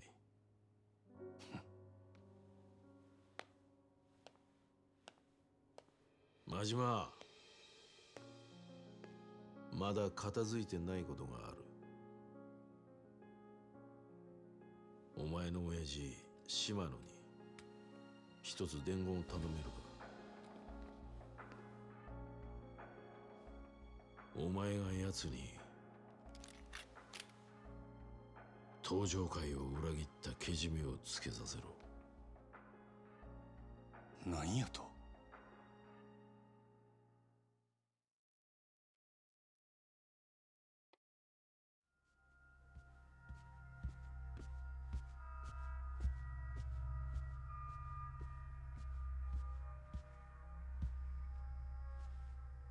佐川。島野の兄弟に会いに来たのか。親父おるんやろ。話があるんや。兄弟は今近江連合の本部長と話してる。近江の本部長。近江連合の東京進出の段取りを打ち合わせにな。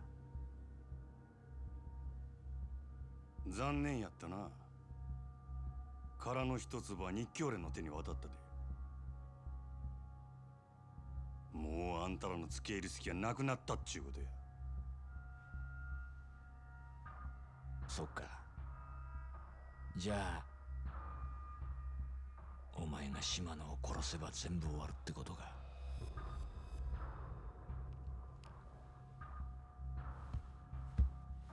な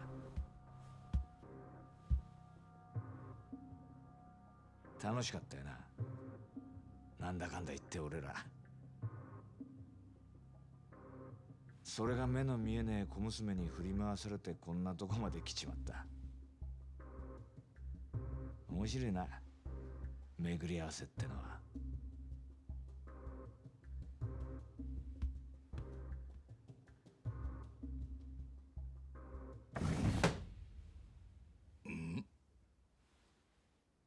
真島。親父、日教連の世良から伝言を預かってきました。ほう。東上界内部に関西と通じてる裏切り者がおるそうです。殻の一粒を近江連合に売ろうとしたその人間を島の組で突き止めてほしいと。そんな話ようのこのこ言いに来たな、真島。世良は親父に身の潔白を証明してほしいと言うてます。おもろいやないか。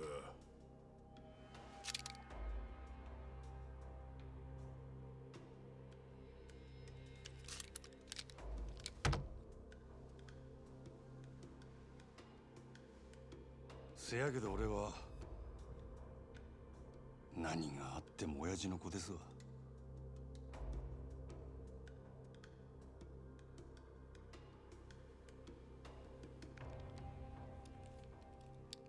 せやったらお前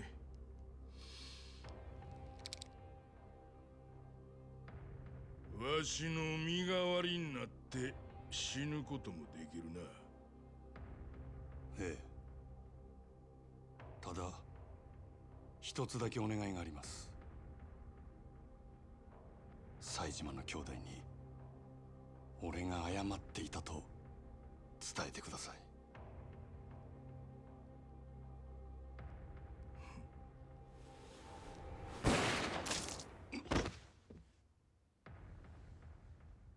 I'm guessing that was the traitor これ in がわ that しの alliance? 答えや。I'm presuming?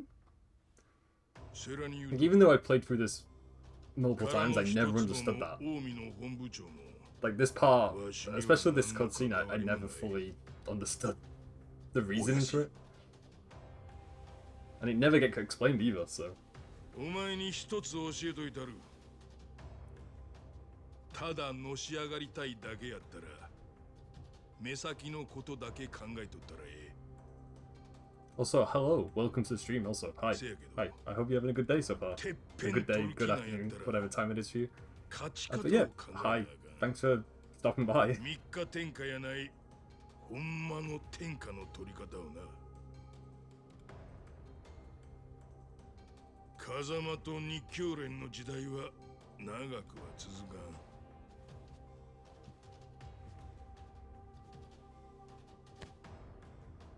10年後は島の組が天下取ってるはずや。真島五郎中最強の武器が手に入ったんやからの。可愛い子には旅をさせろっちゅうのはよう言うたもんやなあ、真島。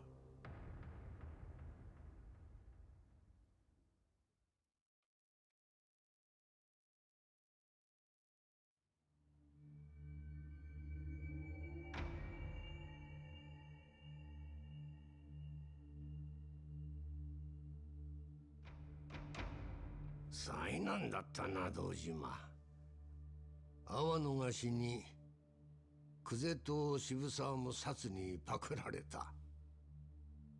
風間が無所から戻ったところで今の堂島組はカムロ町の再開発どころじゃねえってことか。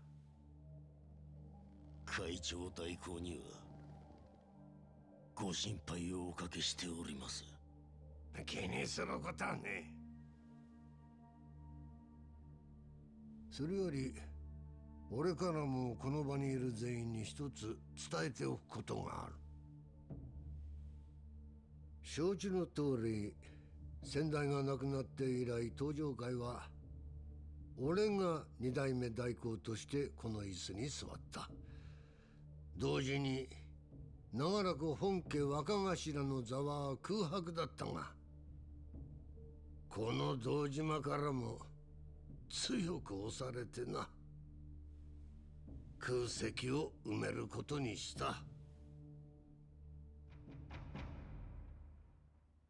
日教連の世良総裁を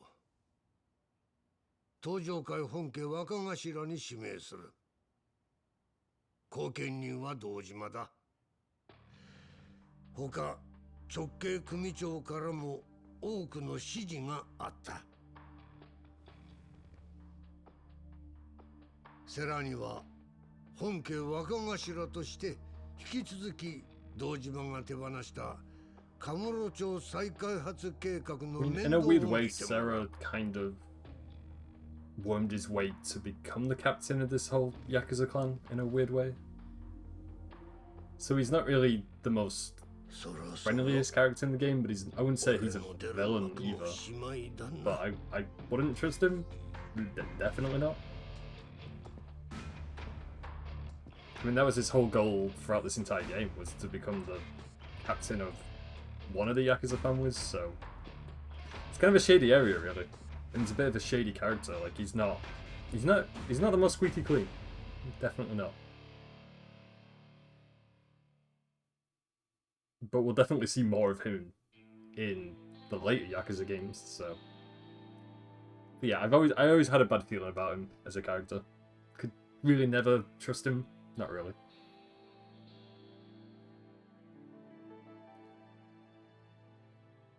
よく来たな。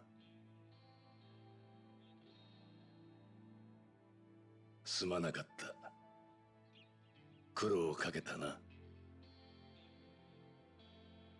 今日はおやすさんに報告したいことがあって来ました。多分おやすさんは俺の言うことに反対します。それでも俺は。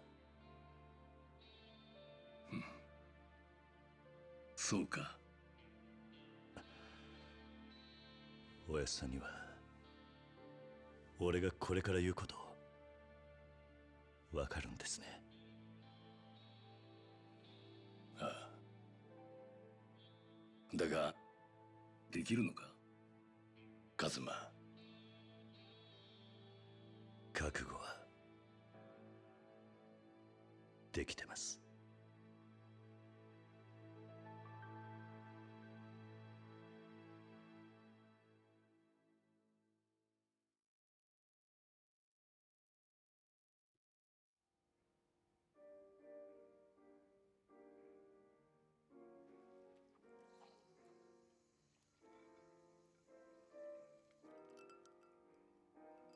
Also, Kiryu in a red shirt looks really good. He needs to start wearing that red shirt more often, because it's the first. I think that's the first time he's ever worn that color of shirt in game. He looks good in it though. 急に大声出さないでよ。お前、堂島組に復帰したってマジか。え？今日風間の親さんの面会に行ってきたんだろ。復帰のことも話したのか。さっき風間の親さんにはこのまま仇に戻れって言われた。親さんは俺が極道には向いてねってよ。あの人が俺を立花に預けたのは極道から足を洗わせるためでもあったんだ。それでもお前は組に戻るってのか。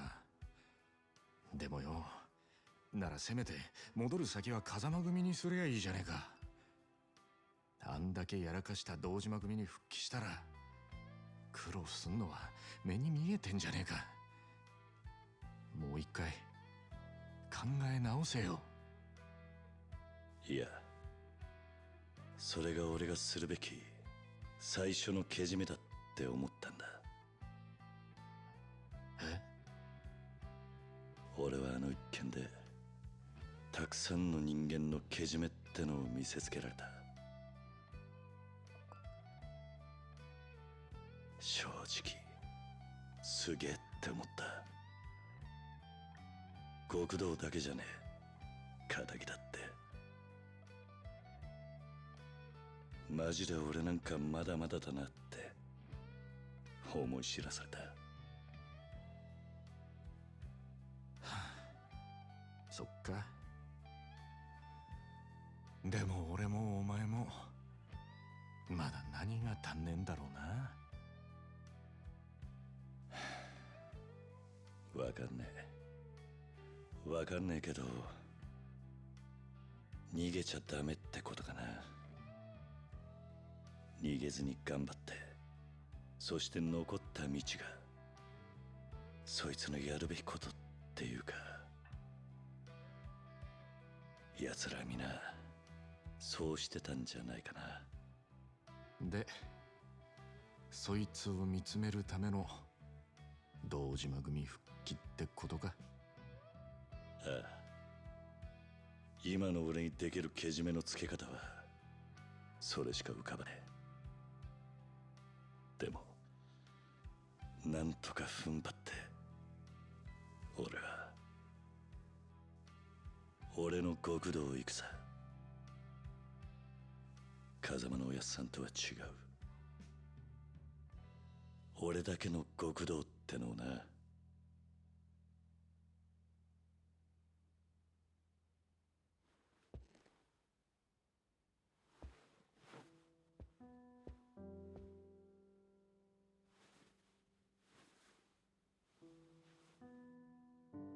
あれ？お前、いつもの一丁羅は？ああ、この前これ見かけてさ、気に入ったんだ。おいおい、真っ白の方が良かったって。バリッとしててさ。それにそんなスーツ今時どうなんだよ。しかもお前らしくないんじゃねえか？らしくねえか。でもらしさってのは I feel like Kiru could make 自分で any 決めるもんだろ。 color look good. あのな、 If that makes sense, like the amount of style that Kiru has as a character is スーツくらい人の意見聞いたってバチは当たらねえぞ。 the red shirt, the white suit. いや、 Good, 俺は it's こ good れがいい。 choice. いやいや、じゃあさ、まだ黒でビシッと決めた方が。白も黒も気分じゃねえ。今の俺はこれがいいんだ。俺が決めたこれで始めたいんだ。わかったよ、知るか。じゃあ一生来てろ。ありがとうよ。なんだよ急に、勝手に大人ぶりやがってよ。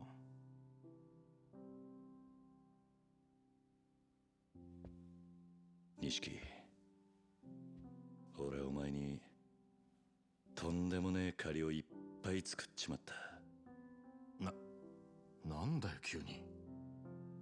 一生かかってでもこの恩は返すぜ。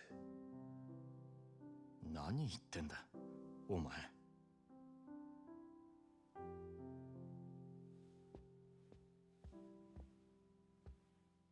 そうか。じゃあ飯でも食いに行こうぜ。お前のおごりで。おう。カムロ町で一番いい肉食わせるとこで。でもよ。どうした？今日はあんまり持ち合わせが。てめえ。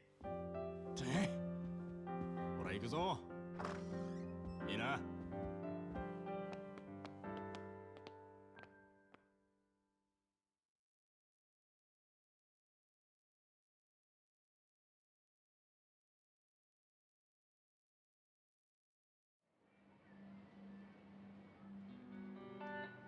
I think we've only got like 2 or 3 cutscenes left now, and then that's Yakuza 0 finished, pretty much.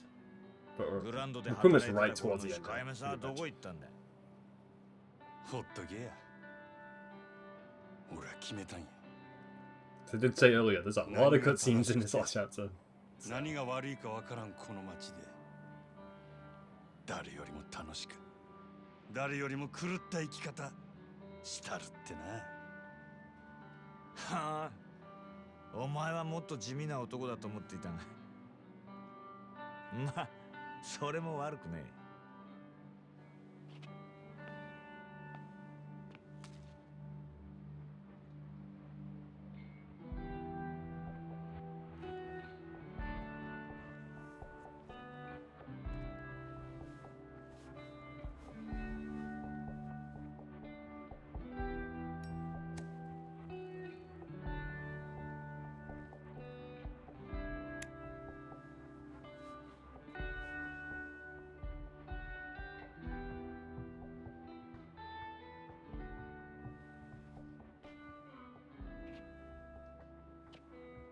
まあお前とは妙な体験しちまったが、これからは同業として陰ながら応援すんぜ。関西で暴れたい時は連絡よこせ。そんなもんいらん。できることならもうあんたとは死ぬまで会わんでいたいもんや。確かにな。まあお互い敵も多い意味だ。せいぜい死なないように頑張ろうぜ。あんたは死んでもしないやろ。そうだな。ほな、またな。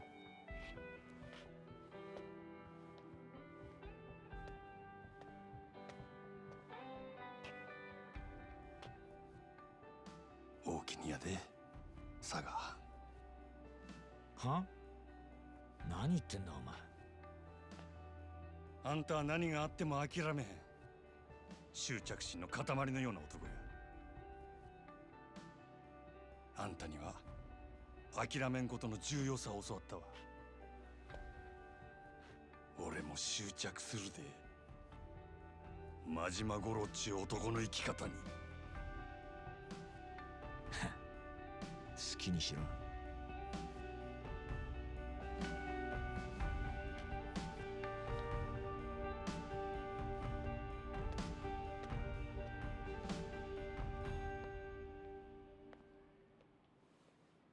あの世で待ってるぜ、真島ちゃん。は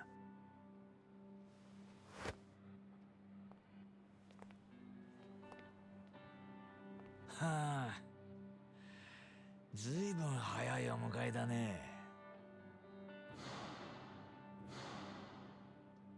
さ、俺も行くか。な。And that's the end of him also, so... Which is kind of sad in a way, because him and Majima were kind of buddy-buddy towards the end, a tiny bit, and then he had to go and get killed off, so... I mean, it's not a massive loss, but... It would be cool to, like, see him show up in a future Yakuza game, but... Nah, he had to go. しつこいです。いい加減にして。そうカリカリしなさんなって。そうそう、お茶でも飲みながらさ。さあさあ。やめて。あんたちょっとやりすぎじゃねえか。こりゃ障害っつんだぜ。落とし前つけてもらわねえとな。話なら聞く。その代わり私一人で。面白い。よし、お前は行け。待ってて、すぐに助け呼んでくるから。あんた根性あるじゃねえか。気に入っちまったぜ。話はホテルで手取り足取りじっくり聞いてもらいてえな。この甘下手に出てりゃ息になりやがって。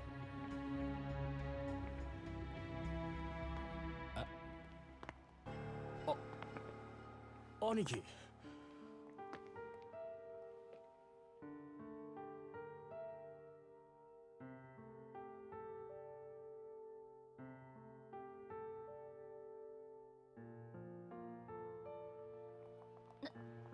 なんです？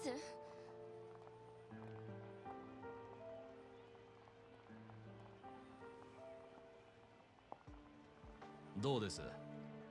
こいついい女でしょ。楽しませてもらってからビデオに撮りゃいい金になりますよ。そうだ、兄貴もお時間あればご一緒に。姉ちゃん、遊びはここまでだ。この人誰だと思ってんだ？あ？天下のマジ。え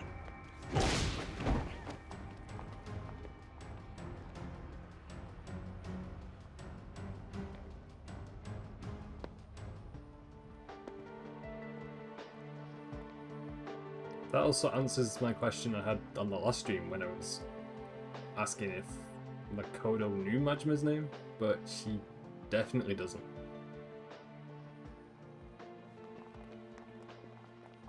Which I mean makes perfect sense because I think Makoto not knowing Majima's name it's a good sign for her.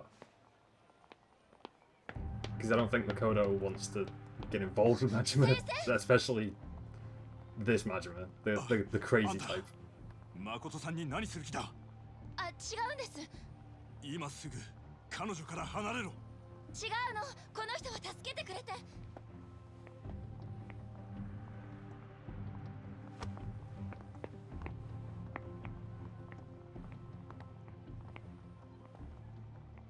お前の女か？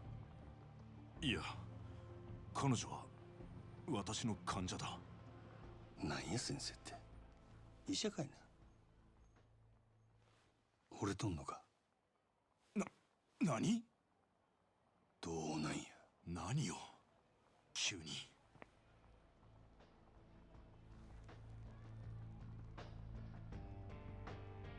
そのげんこつがそう言うとる。でも男が一旦げんこつこしらえたらそのけじめは取るもんや。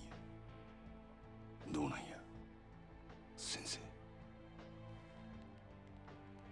お前、彼女に指一本でも触れたら。喧嘩なら相手が悪いで。あんた人殴ったらあかん。それにけじめのつけ方は喧嘩だけやない。けじめつけてくれや。俺のためにも。あんたの？ええからさっさと答えんかい。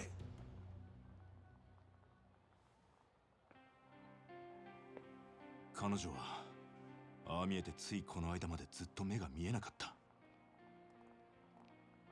だから彼女にはまだ周囲に慣れる時間が必要で。で、どないやねん。惚れとんのか惚れとらんのか。愛している。医者としてではなく一人の男として。俺は嘘が大嫌いやで。嘘じゃない。彼女に話したことさえないが。ならはよ言うてやらんかい。で、そばでちゃんと見とけや。しっかりせえ。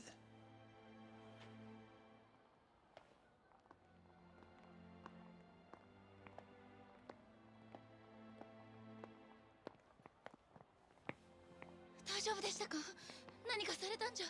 何も、全然平気です。そうか、よかった。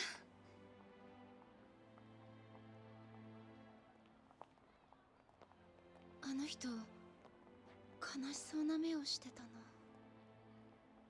でも先生、あの人と何を話してたんですか？ Kind of a bittersweet ending, really, for Majima. そうだ。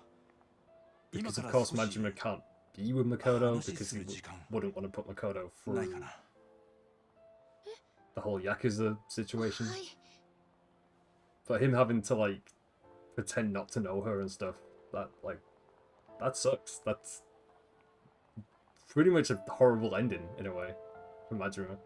Like not horrible in terms of like writing and stuff, because I think the writing and the storytelling is great, but I think Majima having to like go on his own, it's pretty sad really. But long term, I get why he does it though. So, but yeah, Majima doesn't really get his happy ending. Not really. No.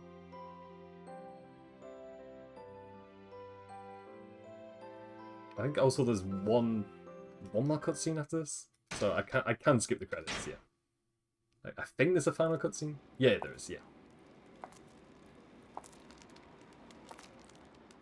Like in a way, Kiryu got a good ending because he's going back to the Yakuza now, so everything worked out on his end. But yeah, Majima didn't really get his true happy ending, really. Not really.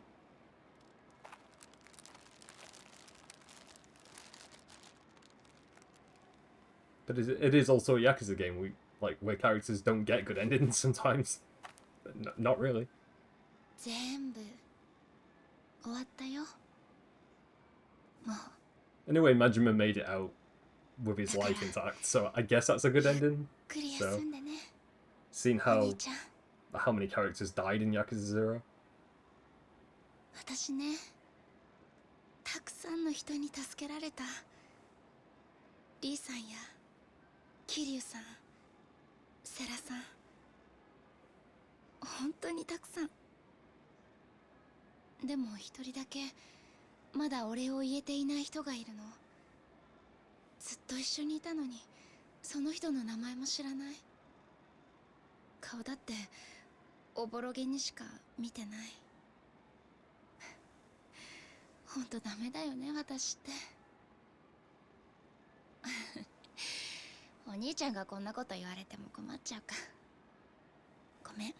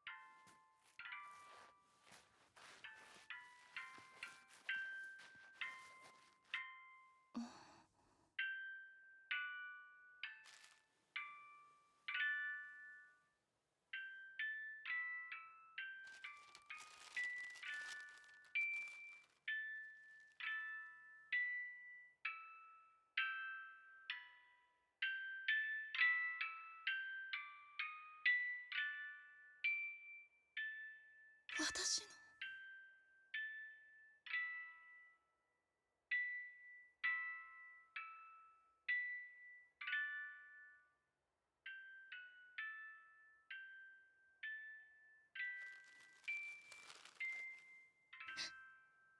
ありがとう。ありがとう。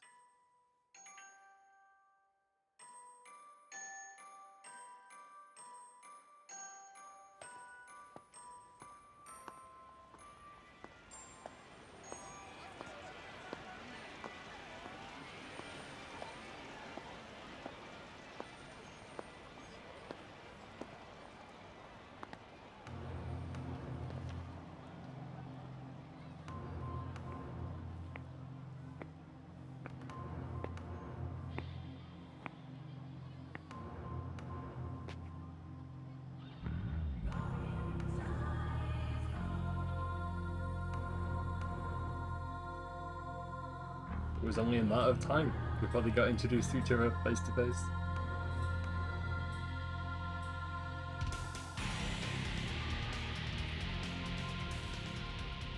Yo.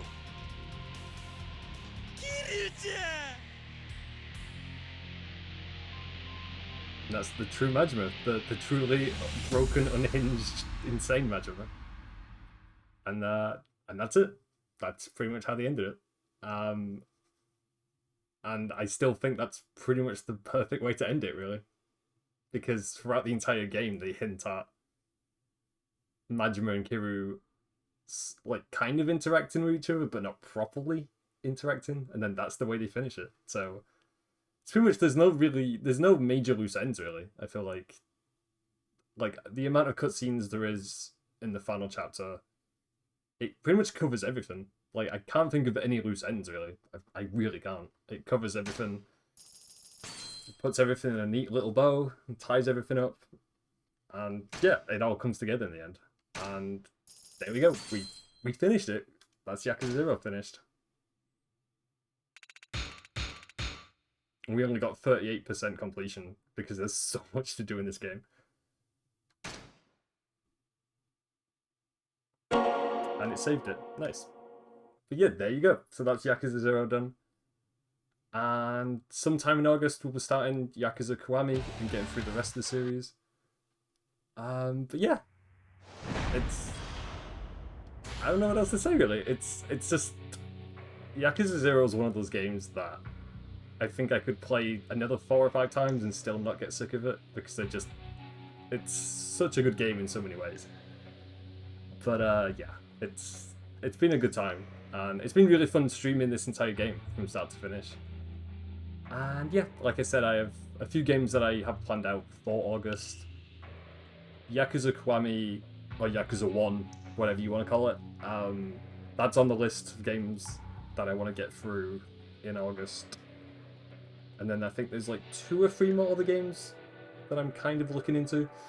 But yeah, so we're going to be going through more of the Yakuza series throughout August and September, and throughout just this year alone, so it's going to be a good time. But yeah, there we go. And I did say that I did want to finish Yakuza 0 before July ended, and we just managed to make it in time, because it's the last day of July today. So we got there in the end. But yeah, it's been a great time as always. And I'm going to go head off and make some food and all that good stuff. And yeah, I hope all of you have a really good weekend. And I'll see you all with a stream sometime in August at some point. Possibly next week. More than likely next week. But yeah.